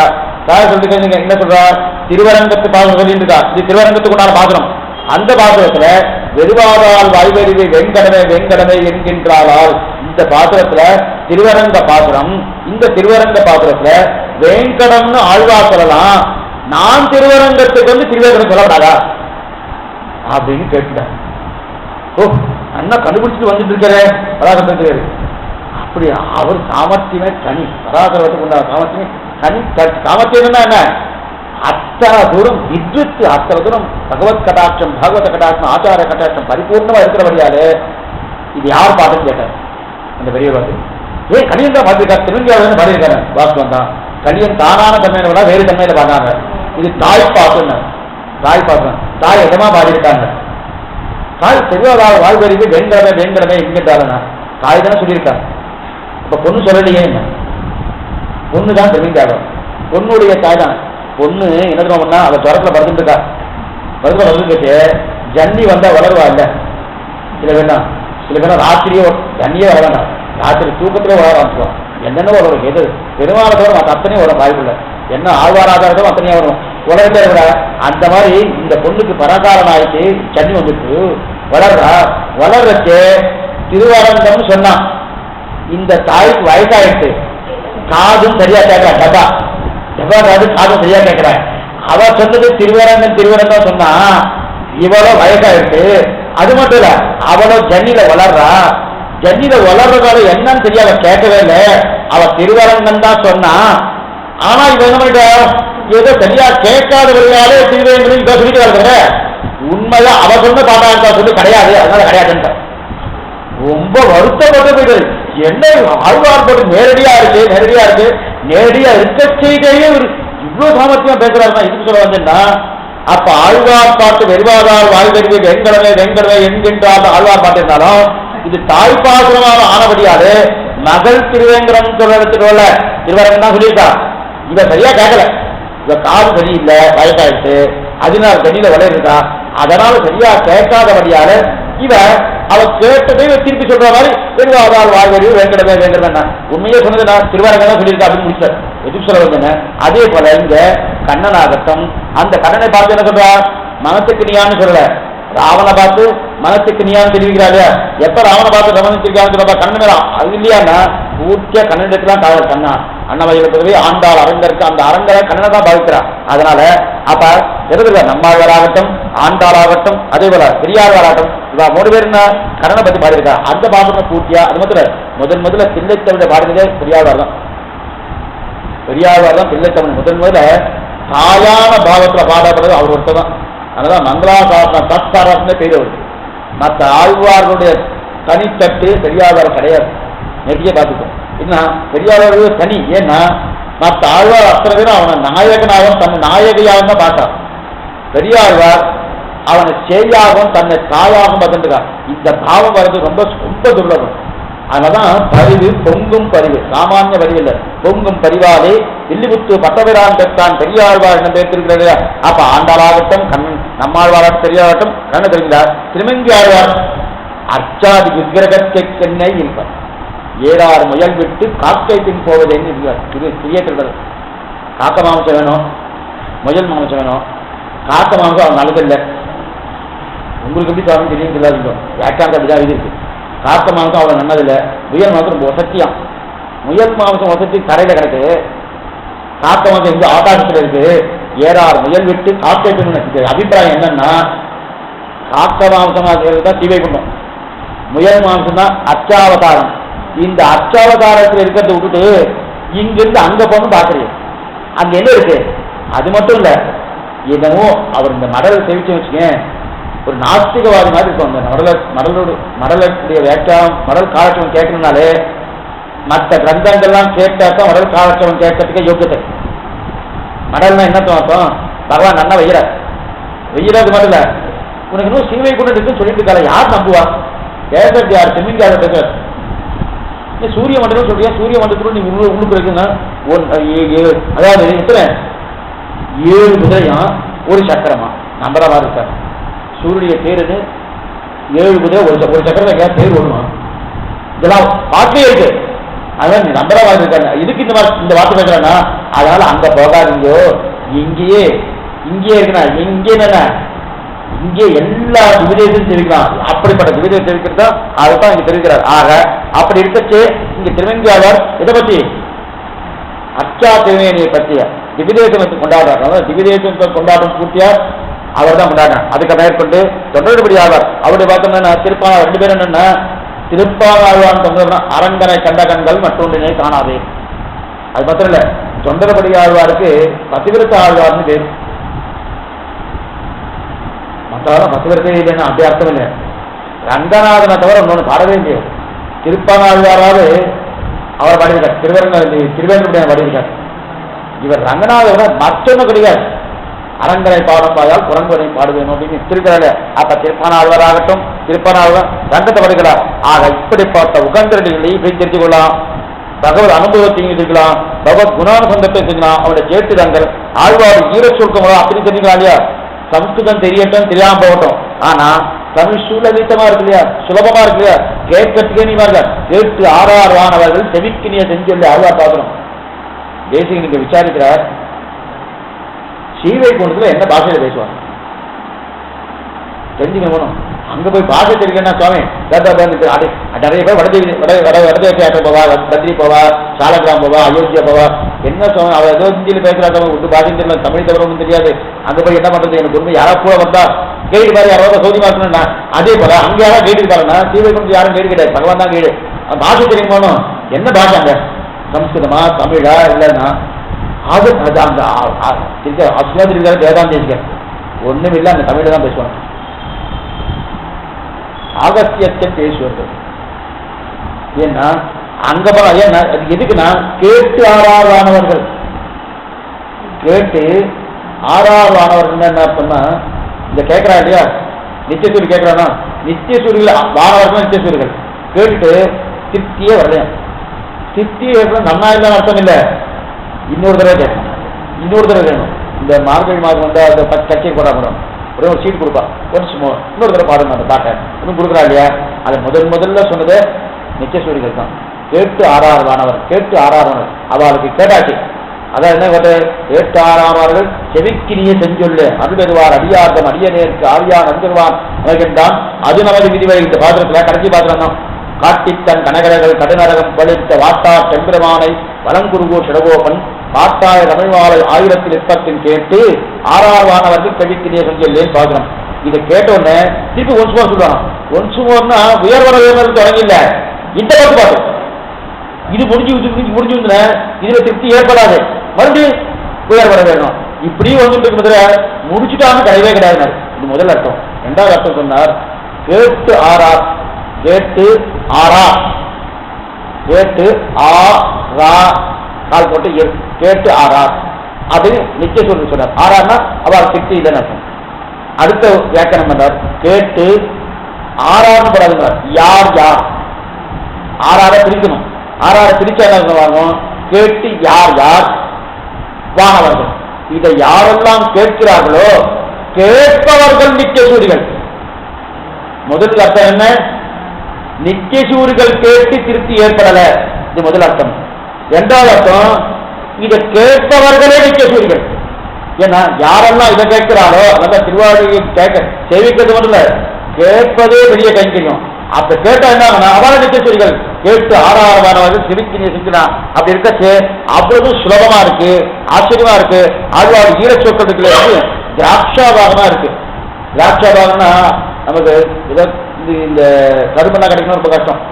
அதாவது திராட்சை நல்லா பிடிச்சி ரசமா கொடுத்தா என்னவா சொல்லலாம், இந்த திராட்சாபாகமா இருக்கணும். அதைத்தான் தெரிவிக்கிற என்பது கண்ணல தொன்பொருளிட வன்புகள் நாரன் திங்கள் செய்கிற கண்ணன்கள் நன்னன் மனோடைய நம்ம சந்த சொல்லி கொடுக்கச்சு முதல்ல சின்ன சின்ன பாகமா சொல்லணும். குழந்தைகள்லாம் சொல்லிக் கொடுத்தா குழந்தைக்கெல்லாம் சொல்லிக் கொடுக்கச்சு கொடுத்தவனே வேமரித்தவனே பெரிய பாகம் எடுக்கக்கூடாது.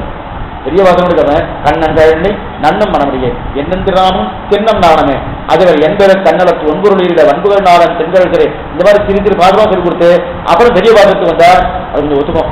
முதல்ல ஒவ்வொரு பெருசுக்கு வந்து 8 வரி பாட்டுக்கு வந்து வச்சுக்க, அப்பவே வரமாட்டேன்னு சொன்ன நீங்க வந்து குடும்பல அது அது கூட அடம்பிடிக்கிறது இல்லை. அப்படி இருக்கிறது அப்ப அப்படி தரும் ஆழ்வாருடைய பாத்திரம், அந்த பாத்திரத்துக்கு உண்டான ஒரு நிலை.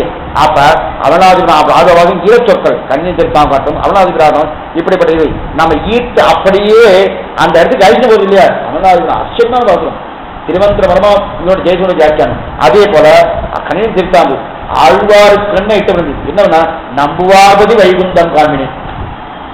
நம்புவார்பதி இந்த சப்தம் வேற இந்த 4000 எதுவுமே கிடையாது. நம்புவார் பதி வைகுந்தம் காமினிக்கிற அப்படிப்பட்ட ஆசியமா பாட்டுங்களை பண்ணிக்கிட்டு அதைத்தான் தேசிகன் தெரிவிக்கிற தெரியாத மரநிலங்களை தெரிகின்றோமேன்னு. சாஸ்திரத்துக்குன்னு இட்டு பிறந்தவர் என்ன தெரிவிக்கிறாருன்னா, நான் எத்தனையோ சாஸ்திரத்தை வாசித்தேன், என்னால ஒண்ணும் பூர்த்தியான அர்த்தம் தெரியல.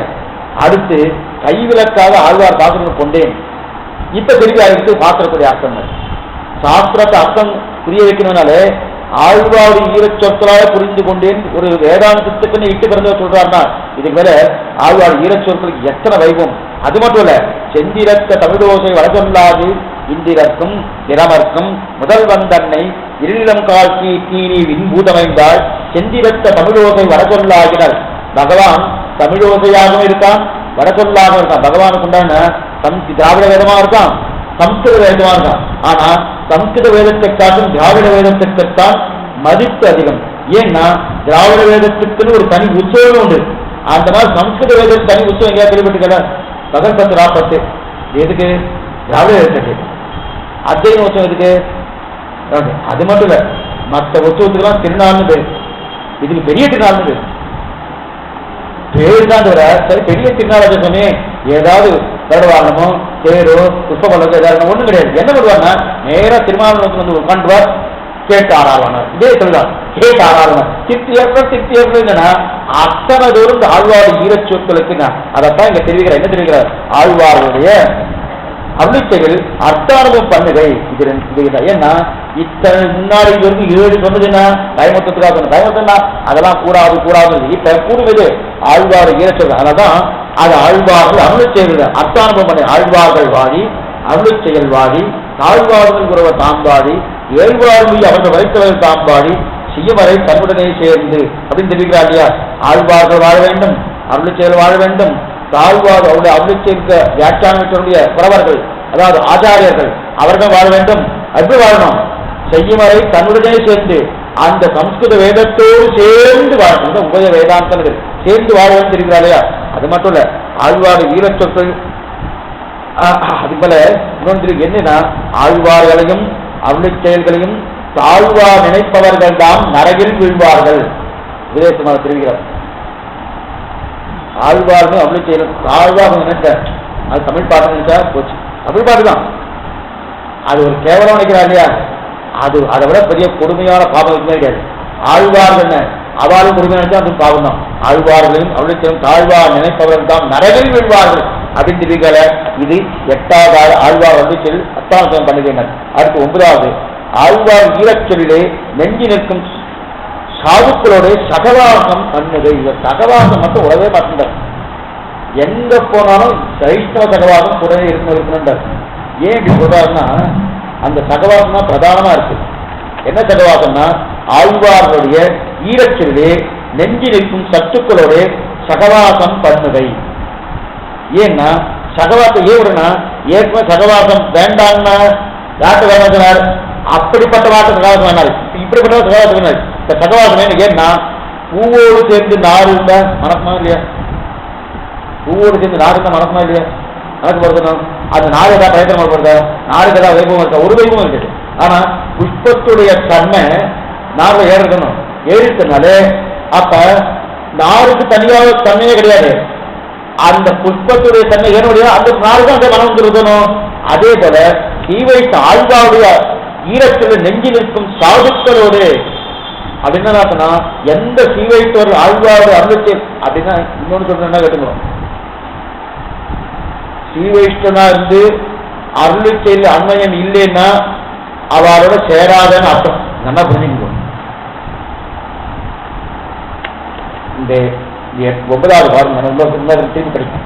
ஆழ்வார்கள் ஈரச்சொல்லில் நெஞ்சி நிற்கும் சாதுக்களோடு சகவாசம் பண்ணுவேன்.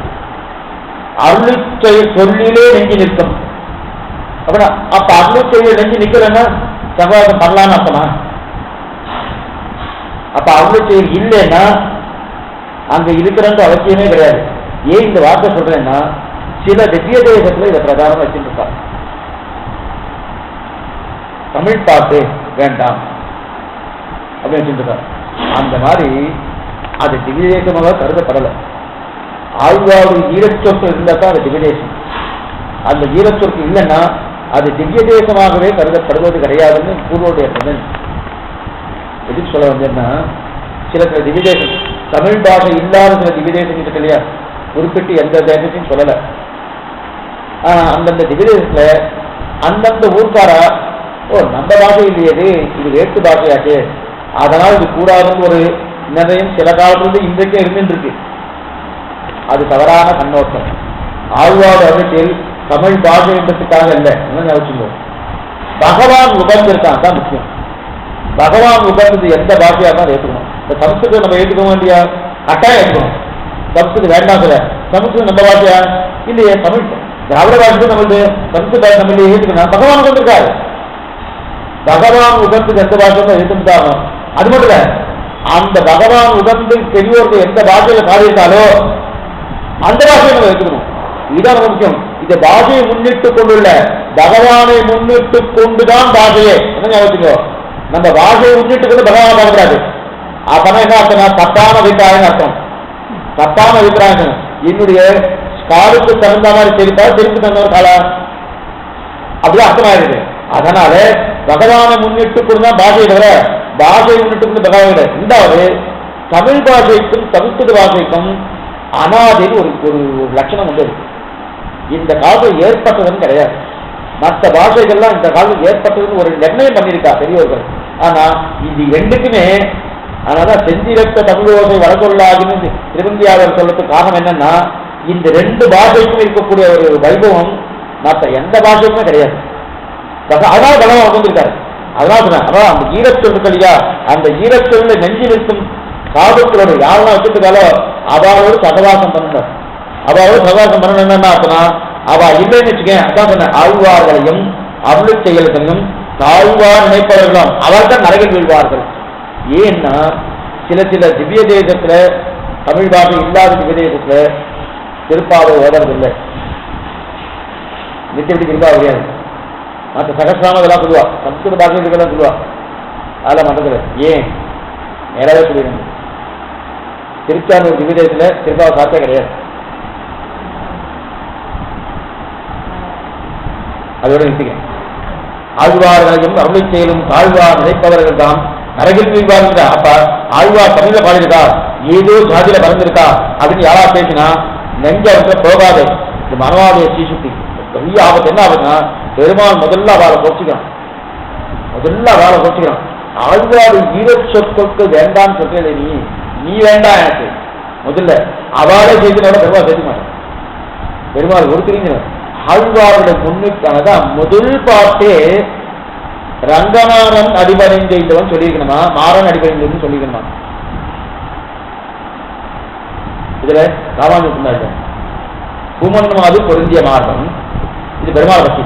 பூமன்னு மார்பன் பொருந்திய மார்பன் புகழ்வழிந்த பாமன்னு மாறன் அடிபணிந்திருக்கிறார். அப்ப முதல்ல என்ன தெரியுமா, பொருந்திய மார்பன் அடிபணிந்தவன், இது ரங்கநாதன் கோபம். அப்புறம் என்ன மாறன் அடிபணிந்து போயிருக்கலாம். அது போனா முதல்ல பெருமாள் ஒத்துக்க மாட்டார். ஆழ்வார முன்னிட்டு கொண்டுதான் பெருமாள்கிட்ட போகணுமே தவிர நாம நேரடியா போகவே முடியாது. எந்த நிலையும் உணர முடியாது. எந்த நிலையும் ஆழ்வார முன்னிட்டு கொண்டுதான் எங்க இருந்தாலும் எந்த நிலையில் இருந்தாலும் கேசவன் தவர் கீழ்மேல் எவரே எதுவிரக்கும் மாததை இது பெற்று நம்முடைய வாழ்வு வாழ்க்கின்றவா ஈசனின் கருமாணிக்கமின் செங்கோல கண்ணன் இந்தோர் நாயகன் எம்பிரானன்மான் நாராயணனால கேசவன் தவறானபடியாளன் அல்ல, ஆழ்வார்களுக்கு தவறுகள். அதனால்தான் மால்தனில் நிற்குமோ தேவும் உள்ளதே. இந்த பாட்டு ரெண்டாம் பாட்டுல நம்ம குருவாசன அதை பிரிச்சா மாறனில் நிற்குமோ தேவும் உள்ளதேன்னு வரும். ஆழ்வார் பாட்டு மால்தனில் நிற்குமோ தேவும் உள்ளதேன்னு. அதை பிரிச்சோம்னா மாறனில் நிற்குமோ. மாறன்னா யாரு? சார் மன்மாழ்வார். அவரை காட்டும் வேற தெய்வம் இருக்கார் இல்லையே இருக்கார். வேறு ஒரு தெய்வமே என்று அதைத்தான் சொல்றது யாருன்னா 100 புலவர்கள் செய்தார். ஈயாடுவதோ கண்ணெதிரே இரவைக்கெதிர் நிம்மினி ஆடுவதோ நாயாடுவதோ உருவப்பிலி முன் நரிகேசரி முன் நடையாடுவதோ பேயாடுவதோ அழகூர் வசுமுன் பெருமாள் வகுலாவன் அது கூர்ந்து ஓவாடுகிற 1000 மாமரையும் ஒரு சொற்கொய்க்குமோ உலகில் கவியை தெரிவிக்கிறார். எதுக்கு சொல்ல வந்தேன்னா அவ அத்தனை பேரும் கவி பாடுறா. 100 பேரும் ஒரே கவி. ஈயாடுவதோ வருடத்திலே வருடன் இருக்கார். வருடனுக்கு முன்னாடி நன்னா திறகடித்து படிக்கிறாரு. அதுக்கு முன்னாடி ஈ பறக்க முடியுமா? பறக்க முடியாது. இரவிக்கெதிர் மின்மினி ஆடுவத ரவின்னா சூரியன். சூரியனுக்கு முன்னாடி மின்மினி பூச்சிக்கு எதாவது வர முடியுமா? நாயாடுவது நிர்வெப்புலி முன். நாய் இருக்கு, புலி இருக்கு. புலியை பார்த்தாலே அந்த கர்வத்தோடு எப்படி இருக்கும்? நாயன்னா நாயன் அது கேவலமா இருக்கா? நாய் ஆடுவது வெறுவெப்புலி முன் நரி கேசரி முன் நடை ஆடுவதோ. நரி இருக்கு, கேசரினா சிங்கம். கேசரி சாப்பிட்ற கேசரி இல்லை, கேசரினா சிங்கம். இந்த சிங்கம் இருக்கே, சிங்கம் நடது சிம்மாயலோகம் நியாயம்னு ஒரு நியாயம் உண்டு. வீட்டில் வண்டியில் எடுத்துக்காரு அடிக்கடி சிம்மாயலோகம்னா சிம்மம் அப்படி நடந்து போகுமா? அது நடக்கட்டிய அகமே உடம்பு மாதிரி தான் நடக்கும். அவ்வளவு தான் அதுக்கு அந்த நெஞ்ச நிமிர்ந்து நடக்கணும். அது நடந்து போகணும். நடந்து போயிட்டு ஒரு 10 அடி போயிட்டு அது திரும்பி பார்க்கணும். அது திரும்பி வந்து நடந்த இடம் நல்லா இருக்கா, ஆனால் பார்த்துக்கமா, நல்லா இருக்கா பார்த்துக்கணும். இது எதுக்கு எடுத்துருக்காருன்னா உருவாக்க வியாக்கியான பத்திரிகை எழுதுறா இல்லையா, எழுந்துக்கிட்டு கொஞ்சம் தூரம் ஒரு 4 பாட்டு போனதுக்கு அப்புறம் திருப்பி பழத்துக்கு இப்படி போகலாம். முதல்ல திருப்பி எடுத்து இழுத்து பிடிச்சி வியாக்கியானம் பண்ணுவோம். அப்பதான் நமக்கு நெஞ்சு நிற்கிற போனோம். நமக்கு மந்த மாதிரி ஒன்றும் புரிய போதில்லை. அதனால மறுபடியும் பழைய நிலை கொண்டு வந்து அதை கொண்டு சேர்க்கிறா பாருங்க. அதுதான் சிம்மாயலோகம் நியாயம் பேரு. அப்ப நாயாடுவதோ உருவெம்பலிமன் நரிகேசரிமன் நடையாடுவதோ பேயாடுவதோ அழகூர் வசுவன் ஊர்வசி நாட்டியம் நன்னா அடிட்டுட்டா பேயும் அழகு ஆத்தாலே பயந்துடும். ஆத்தாலே பயந்துடும். ஒண்ணுமே ராத்திரி நம்ம தூங்கச்சு படம் எடுத்து காமிச்சா வச்சுக்கேன். இது நாராசாமி வேற யாராவது சொல்லிக்கொள்ள தூங்கச்சி யாரு பெருமாள் தான் பார்க்கறது பையத்துயர்ந்த பரமன். அவரை பார்க்கலாம். அதனாதான் எந்த திருக்குறள் சயன திருக்குறள் தான் உயர்ந்து இருக்கிறது. அவர் நின்ன திருக்குறள் தெரிவிச்சிடலாம், கிடந்து அதாவது வீட்டிருந்த திருக்குறள் தெரிவிச்சிடலாம், நடந்த திருக்குறள் தெரிவிக்கலாம். சயனம் தெரிவிக்கணும்னா நின்றவாறும் இருந்தவாறும் கிடந்தவாறும் நினைத்தறியன ஒன்றுலா அருவாள் அருவாளின் மாயங்கள் அருவாள் தெரிவிக்கிறார் இல்லையா, அப்படிப்பட்ட செயல் இருக்கணும். ஆனா பேயாடுவது அழகூர்வசுவன் பெருமாள் வசுலாவர்ணன் அருள் கூர்ந்து ஓவாது உரை 1000 மாமரையும் ஒரு சொற்பொருமோ. அதுல ஒரு சொல் எடுத்துக்கணும், 1000 வேண்டாம், ஒரே ஒரு சொல். அந்த ஒரு சொல் எடுத்துட்டு தனியா வச்சிடணும். உலகத்தில் இருக்க அத்தனை கவிகளையும் போட்டு அத்தனை கவியை கொண்டு வச்சிடணும். அத்தனை கவிகளுக்கும் இந்த ஒரு சொல் பொருந்துமானா ஓவாது உரை 1000 மாமரையும் ஒரு சொற்பொருமோ உலகின் கவியை. அந்த உலகில் கவி என்ன அதுதான் தெரிகிறார். ஏற்கும் ஆழ்வா தெரிகிறார். ஏற்கும் பெரும்புகள் வானவரீசன் கண்ணன் தனக்கு ஏற்கும் பெரும்புகள் வன்குருமூ விடுவோம் சொன்ன ஏற்கும் பெருமன் பகவானை பற்றி பாடணும். நான் தான் பாடணும், வரையாம பாடுறேன். அவ்வளவு தூரம் பெருமையாக இருக்கிறேன். அதனால தான் முன்னாடி ஆழ்வாடி சீசுக்கே போறது மற்றது கிடையாது, போகாதுங்க. அது மட்டும் இல்லை, ஆழ்வாரே என்ன தெரிவிக்கிறார். இவரை 2 திருக்கையா 4 திருக்கையா மகளாவரணா அல்லது புத்தமாலை சமைக்கிறார் மகளமாலை சமைக்கிறாரா என்ன மாலை பெருமான் தோள்கள் 4 குணத்தையும் தெரிவிக்கிறார் சொல்லி பாக்குறது. எதுக்கு சொல்ல வந்தேன்னா அப்ப ஆழ்வாவுடைய ஈரச்ச அருளிச்சேர்ந்து இல்லையா அந்த அருளிச்சை அர்த்தானுபவம் அருளிச்சேர்தில் நெஞ்சில் நிற்கும் அதைத்தான் நிற்கப்பாடி என் நெஞ்சுள் நிறுத்தினான் மதுரகவியா தெரிவிக்கிறார். நெஞ்சு நிற்கக்கூடாது நெஞ்சில நிற்கணும்னா அது கண்ணடே நிடும் எப்படி அவனே ஆழ்வாக இருந்ததுக்கார அதனால்தான் இந்த தனியும் செவிக்கிற மனம் தனியும் செவிக்கச்சே நன்னா பாருங்க திருவாரூருக்கு தனியும் இருக்கு அதே போல பெரிய திருப்பதிக்கு தனி இருக்கு மற்ற கிரகத்துக்கு தனி இருக்கு. ஆனா இந்த திருவாரூருக்கு பெரிய திருப்பதி தனி வந்து ஒரு தனி சிறப்பு தனியும் செவிக்கச்சே அந்தந்த பாத்திரத்தை யார் பண்ணா அவளுடைய அனுகிரகத்தை பிரார்த்திக்கும். ஆனா இந்த திருவாரூர் தனியிலையும் அதே போல திருமொழி தனியிலையும் பிரார்த்திக்கிறது யாருன்னா உடையவர் தான் பிரார்த்திக்கும். திருமொழி பண்ணது திருவங்கி ஆழ்வார், திருவாரூர் பண்ணது நம்மாழ்வார், அவரை பிரார்த்திக்கல. வாந்திகளும் தோலை மதிலரங்க பண்புகள் மேல் ஆண்டதமை மறைகளாயிரமும் இந்த முதல்தாள் இரவபன் மைம்பாலத்த இடத்தாய் ராமானுஜன் இது ஒரு பாட்டு. எய்ந்த பெருங்கீர்த்தி ராமானுஜன் ஆழ்ந்த மரப்பாதம் அணுகுகின்றேன் ஆழ்ந்த பெரும் சீரா சிடகோபன் செந்தமிழ் வேதம் தெரிக்கும் பேராத உள்ளம் தர. யாரை பிரார்த்திக்கணும்? ராமானுஜன் தான் பிரார்த்திக்கணும். யாரை பிரார்த்திக்கணும்? நம்மளால் பிரார்த்திக்கல. அதே போல நீங்க இப்ப தனிக்கு போங்க திருமொழி தனிக்கு அங்கோதரம் வாழி பலகாரம் வாழி கலை கட்டி வாழி கடவுளோர் வாழ்வேந்தன் வாழியரும் ஆயோனை வாழ்வழியா மந்திரங்கள் மங்கை போன் தூயோன் கிடமானவேன் நெஞ்சிக் நெருங்கடி தேவம் அடங்காரணத்துக்கு நெஞ்சிக் கல்நம் தமிழ் எண்ணூர் திரைகள் அஞ்சிக் வைக்க ஆழதா பரதமயம் அஞ்சிக் திரைங்கிற வரதானம் பண்ணவர்களே எங்கள் கதியே ராமானுஜமுனியே சங்கை கெடுத்தாண்ட மகராக பொங்குபுகள் மங்கையர் கோணி இந்த வரை 1000 அனைத்தும் தங்குமனம் நீ எனக்கு திருவிழாத்தை பிரார்த்திக்கல பிரார்த்திக்கிறேங்க மறை 1000 அனைத்தும் எதிராக நீ எனக்கு தாண்ட இங்க அது மாதிரி எதிராக நீ எனக்கு திருவாங்கிட்டாங்க. ஏன் இந்த வரனா அவ 2 பேருமே திருவடி காணும். யாருக்கு? கல்லார்பதில் கண்ணரங்கன் கமலப்பதங்கள் நெஞ்சில் கொல்லா மனுஷரங்கி குறையல் பிரானடிக்கு இல்லாதவரான அவர் குறையல் பிரானடிக்கு தான் திரும்பியார். அவர் திருவடிக்காரமா இருந்தார், மாறான் அடிபணிந்து இருக்கிறார். அதனால ஆழ்வாடு ஈரச் சொல்லி நெஞ்சிருக்கும் சாதுக்களோட நெஞ்சிருக்கும் பூர்வாச்சாரர்களாகட்டும் அந்த சீவைக்கம் தான் அதாவது எப்பவுமே சகவாசம் பண்ணணும். சகவாசம் பண்ணாலே என்ன ஆகும் தெரியுமா? அடுத்த க்ஷணம் இவர் வேண்டான்னு போயிடும்.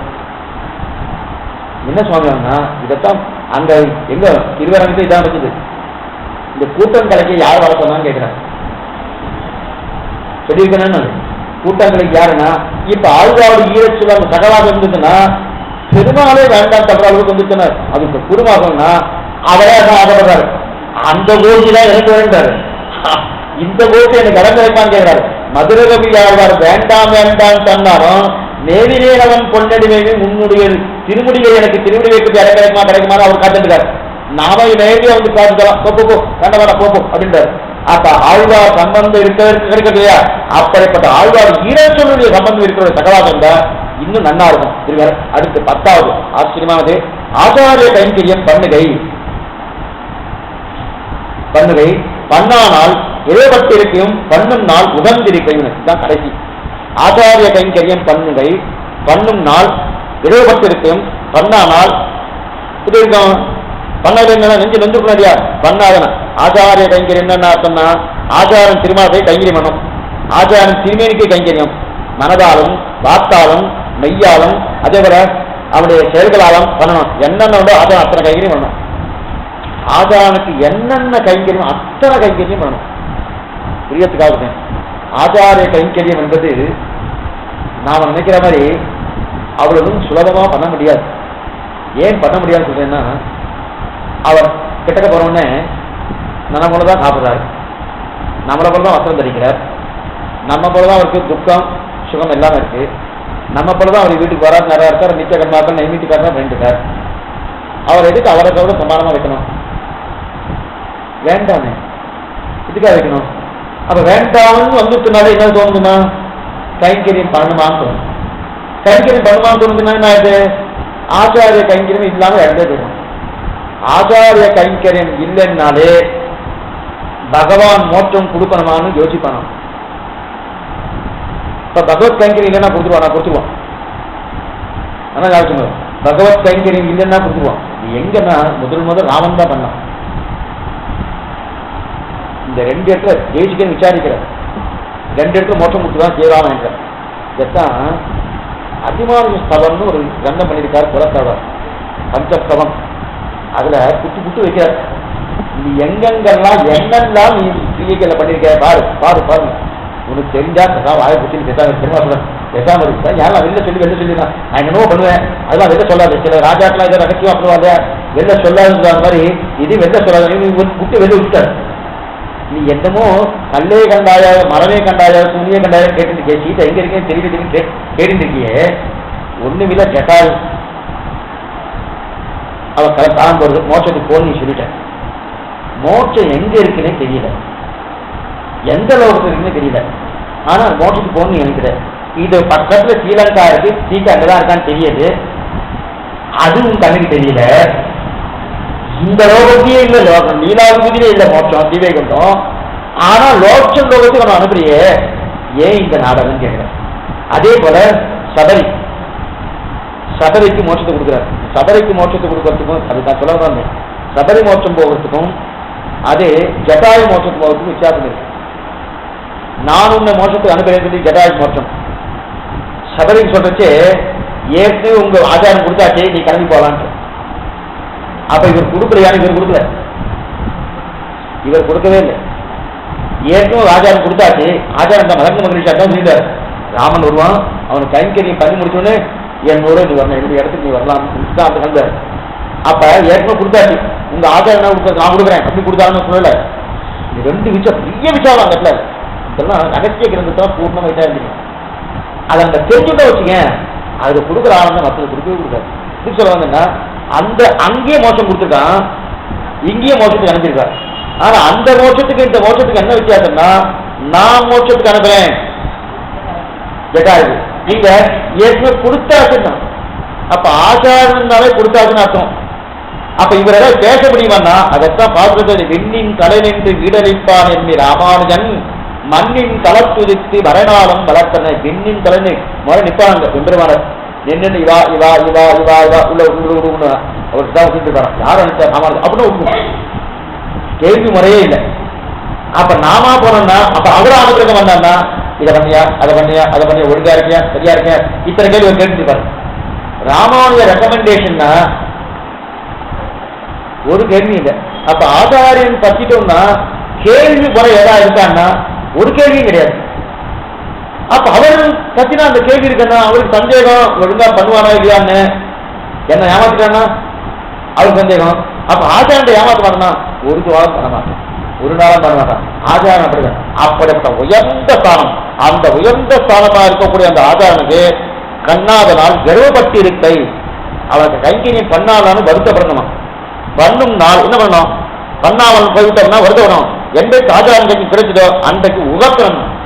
ஆச்சாரிய கைங்கரியம் பண்ணும் நாள் உகத்தனம், பண்ணானால் எப்படின்னா கர்வப்பட்டு இருக்கணும். ஆச்சாரம்னா யாரு? கர்மஜான பக்தி உங்கள் பண்ண முடியல, பண்ண முடியாதபடியால் நம்ம பிரபத்தி கொண்டோம். பிரபத்தினா சரணாகதி, சரணாகதியும் பண்ண முடியல. அதுதான் ஆச்சார அபிமானம். ஆச்சார அபிமானம் 5வது உபாயம். கர்மயோகம், ஞானயோகம், பக்தி யோகம், அடுத்து பிரபத்தி, அடுத்து ஆச்சார அபிமானம். ஆனா லோகத்துல 4 தான் சொல்லியிருக்கு. தர்ம, அர்த்த, காம, மோட்சம். கர்மயோகம், ஞானயோகம், பக்தி யோகம், பிரபத்தி 4 தான் சொல்லியிருக்கு. ஆனா இங்க 5வதா ஆச்சார அபிமானம் வச்சிருக்காரு. முதல்ல அது கூடுமா? சாஸ்திர சம்மதமாகு. இது அஷ்டபந்தகம் ஒரு கிரந்தம். அதுல பரமாத்மஸ்வரூபம், ஜீவாத்மஸ்வரூபம், உபாயஸ்வரூபம், புருஷார்த்தஸ்வரூபம், விரோதஸ்வரூபம்னு 5 இருக்கு. அந்த 5 ஒவ்வொன்றையும் 5ஆக இருக்கிறார். அப்ப 25 வருது. பரமாத்மஸ்வரூபத்தில் 5, ஜீவாத்மஸ்வரூபத்தில் 5, உபாயஸ்வரூபத்தில் 5, புருஷார்த்தஸ்வரூபத்தில் 5, விரோதி ஸ்வரூபத்தில் 5. அதுல இங்க ஆச்சார அபிமானம் சொன்னமே அது உபாயம் வழி. அந்த உபாய ஸ்வரூபத்தை 5 கிடைச்சார். உபாயம் எதெல்லாம் உபாயம்? கர்மயோகம் உபாயம், ஞானயோகம் உபாயம், பக்தி யோகம் உபாயம், பிரபக்தி உபாயம், அடுத்து ஆச்சார அபிமானம் உபாயம். இப்ப பிரபத்தின்னா என்னது? அன்னைக்கே பார்த்துருக்கோம். பிரபத்தினா பகவான் திருவடியை தவிர மற்றொன்னு கிடையாது, அதான் பிரபத்தி. அப்ப பகவான் திருவடியை தவிர இன்னொன்னு இருக்குன்னு வந்து இல்லையா? அதான் மனிதன.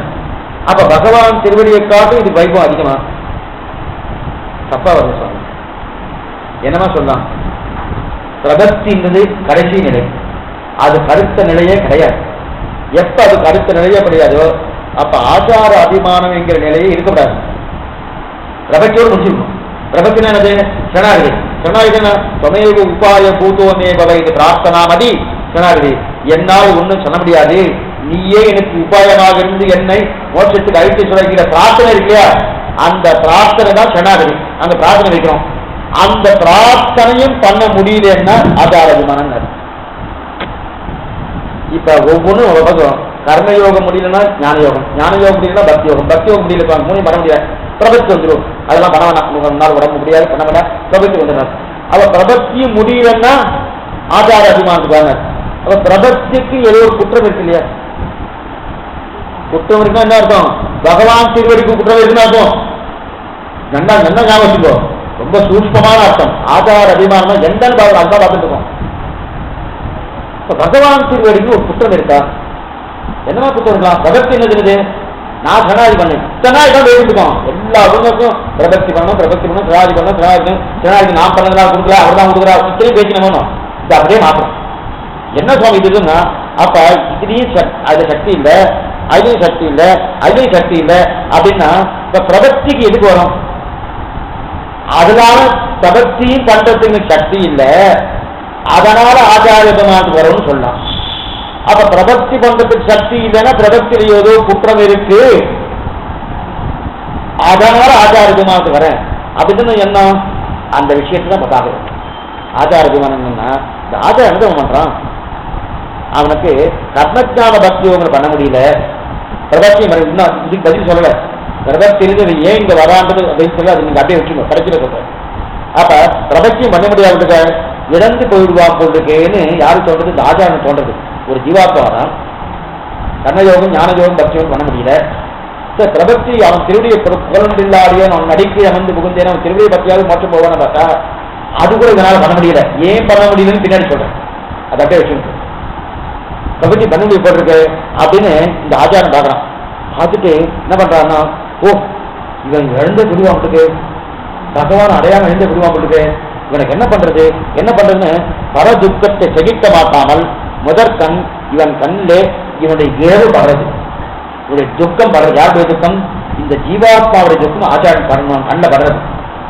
ஏன் படுறதுன்னா கர்மயோகம் பண்ண முடியல, இவன் மோசத்துக்கு போகணும், ஞான யோகம் பண்ண முடியல, பக்தி யோகம் பண்ண முடியல, சரி இதுதான் முடியல, சரணாகதியா பண்ண முடியல, அதுவும் பண்ண முடியல. ஏன் பண்ண முடியலன்னு பின்னாடி சொல்லியிருக்கேன், திருப்பி திருப்பி சொல்லிட்டே இருக்கேன். அப்படி இருக்கச்சே பண்ண முடியலையே, இவன் எந்த விடுவாங்க பகவான அப்படின்னு துக்கப்படுறான். ஒரு பக்கம் துக்கம். அடுத்து அப்படியே இவனுக்கு ஏற்பட்டிருந்தாலும் இவன் திருத்தணும். மற்றொரு பக்கம் என்னன்னா இவனை திருந்ததுனால எந்த விதமான லாபமும் இல்லைன்னு இல்லாம இருந்தா பரவாயில்ல, இவன் திருந்தி பகவான் திருவடி அடைந்தானால் அதனால சந்தோஷம் பகவானுக்கு. அதுவும் இந்த ஆச்சாரம் தள்ளப்படுறது. ரெண்டு விஷயம் படுறது. ஒரு ஆச்சாரம் என்ன பண்றதுன்னு பார்த்துக்குவோம். இது முக்கியமான விஷயம். ஆச்சாரியன் இவன் படுற துக்கத்தை பார்க்கறான். ஐயோ கர்மயோகம் பண்ண முடியல, ஞான யோகம் பண்ண முடியல, பக்தி யோகம் பண்ண முடியல, பிரபத்தி பண்ண முடியலையே, இப்படி இழந்து போயிடுறானே, இந்த துக்கம் ஒரு பக்கம்.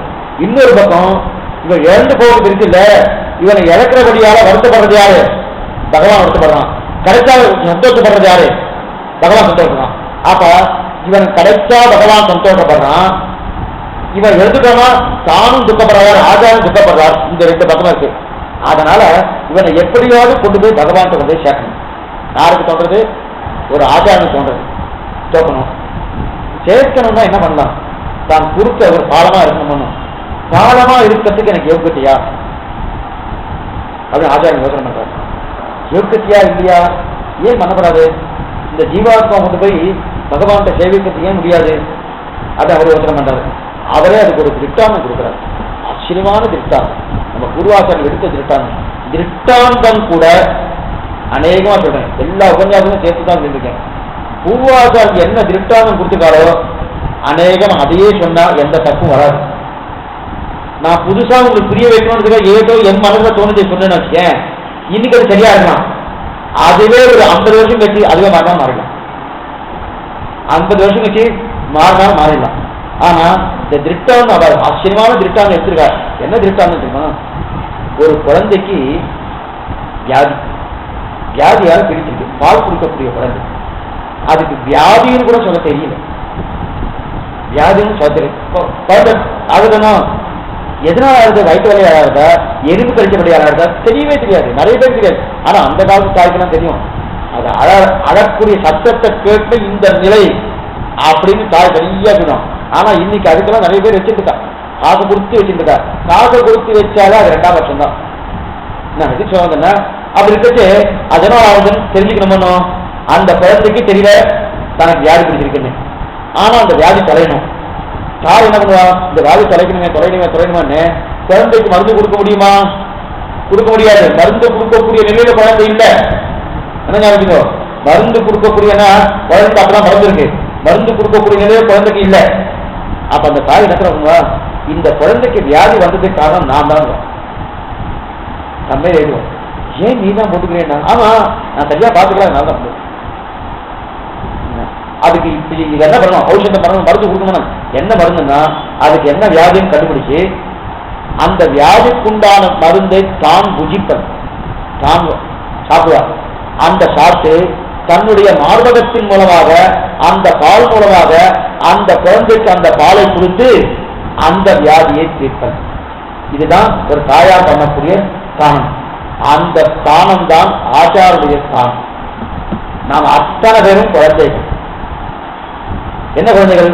நமக்கு வியாதி என்ன சொன்னேன், சம்சாரம் தான் வியாதி. இதுக்கு வேற வியாதி இருக்கா? அது மட்டும் இல்ல, இந்த வியாதி இருக்குன்னே தெரியாது. இதுதான் பெரிய விஷயம். இது படுத்துற பாடு என்ன பாடுனா அத்தனை பாடு. ஆனா ரொம்ப சௌக்கியமா இருக்குன்னு, ரொம்ப நன்னா இருக்குன்னு, ரொம்ப நன்னா இருக்குன்னு நினைச்சிட்டு இருக்கோம். நிச்சயமா கிடையவே கிடையாது. நன்னா பாடா அப்ப புரியும். அப்ப வியாதி குழந்தைக்கு போல, குழந்தைக்கு வியாதி இருக்கிறது தெரியணும். ஆனா சமப்பட்டு இருக்கணும்.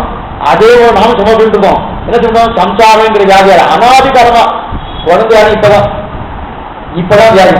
அனாதி காலமா இந்த உண்டியை உடண்டோடு மண்டலத்தோடும் ஊர்வதிக்கு ஆளாதிருக்கிறாரு. அந்த மாதிரி சோப்பட்டு இருக்கோம். இதுக்கு வியாதி பண்ணணும், வியாதி பண்ணணும் என்ன பண்றது? ஆச்சாரம் என்ன பண்ணுவார்னா, அந்த தாயானவர் தான் புஜித்து தன்னுடைய முளைப்பால் மூலமா அந்த நோயை தீர்க்கிறார் இல்லையா, அதே போல தான் போய் பகவான்கிட்ட பேசி இந்த ஜீவாத்மாவுக்கு ரட்சணத்தை கொடுன்னு பிரார்த்திக்கிறார். இதுதான் ஒரு ஆச்சாரிய ஸ்தானம்.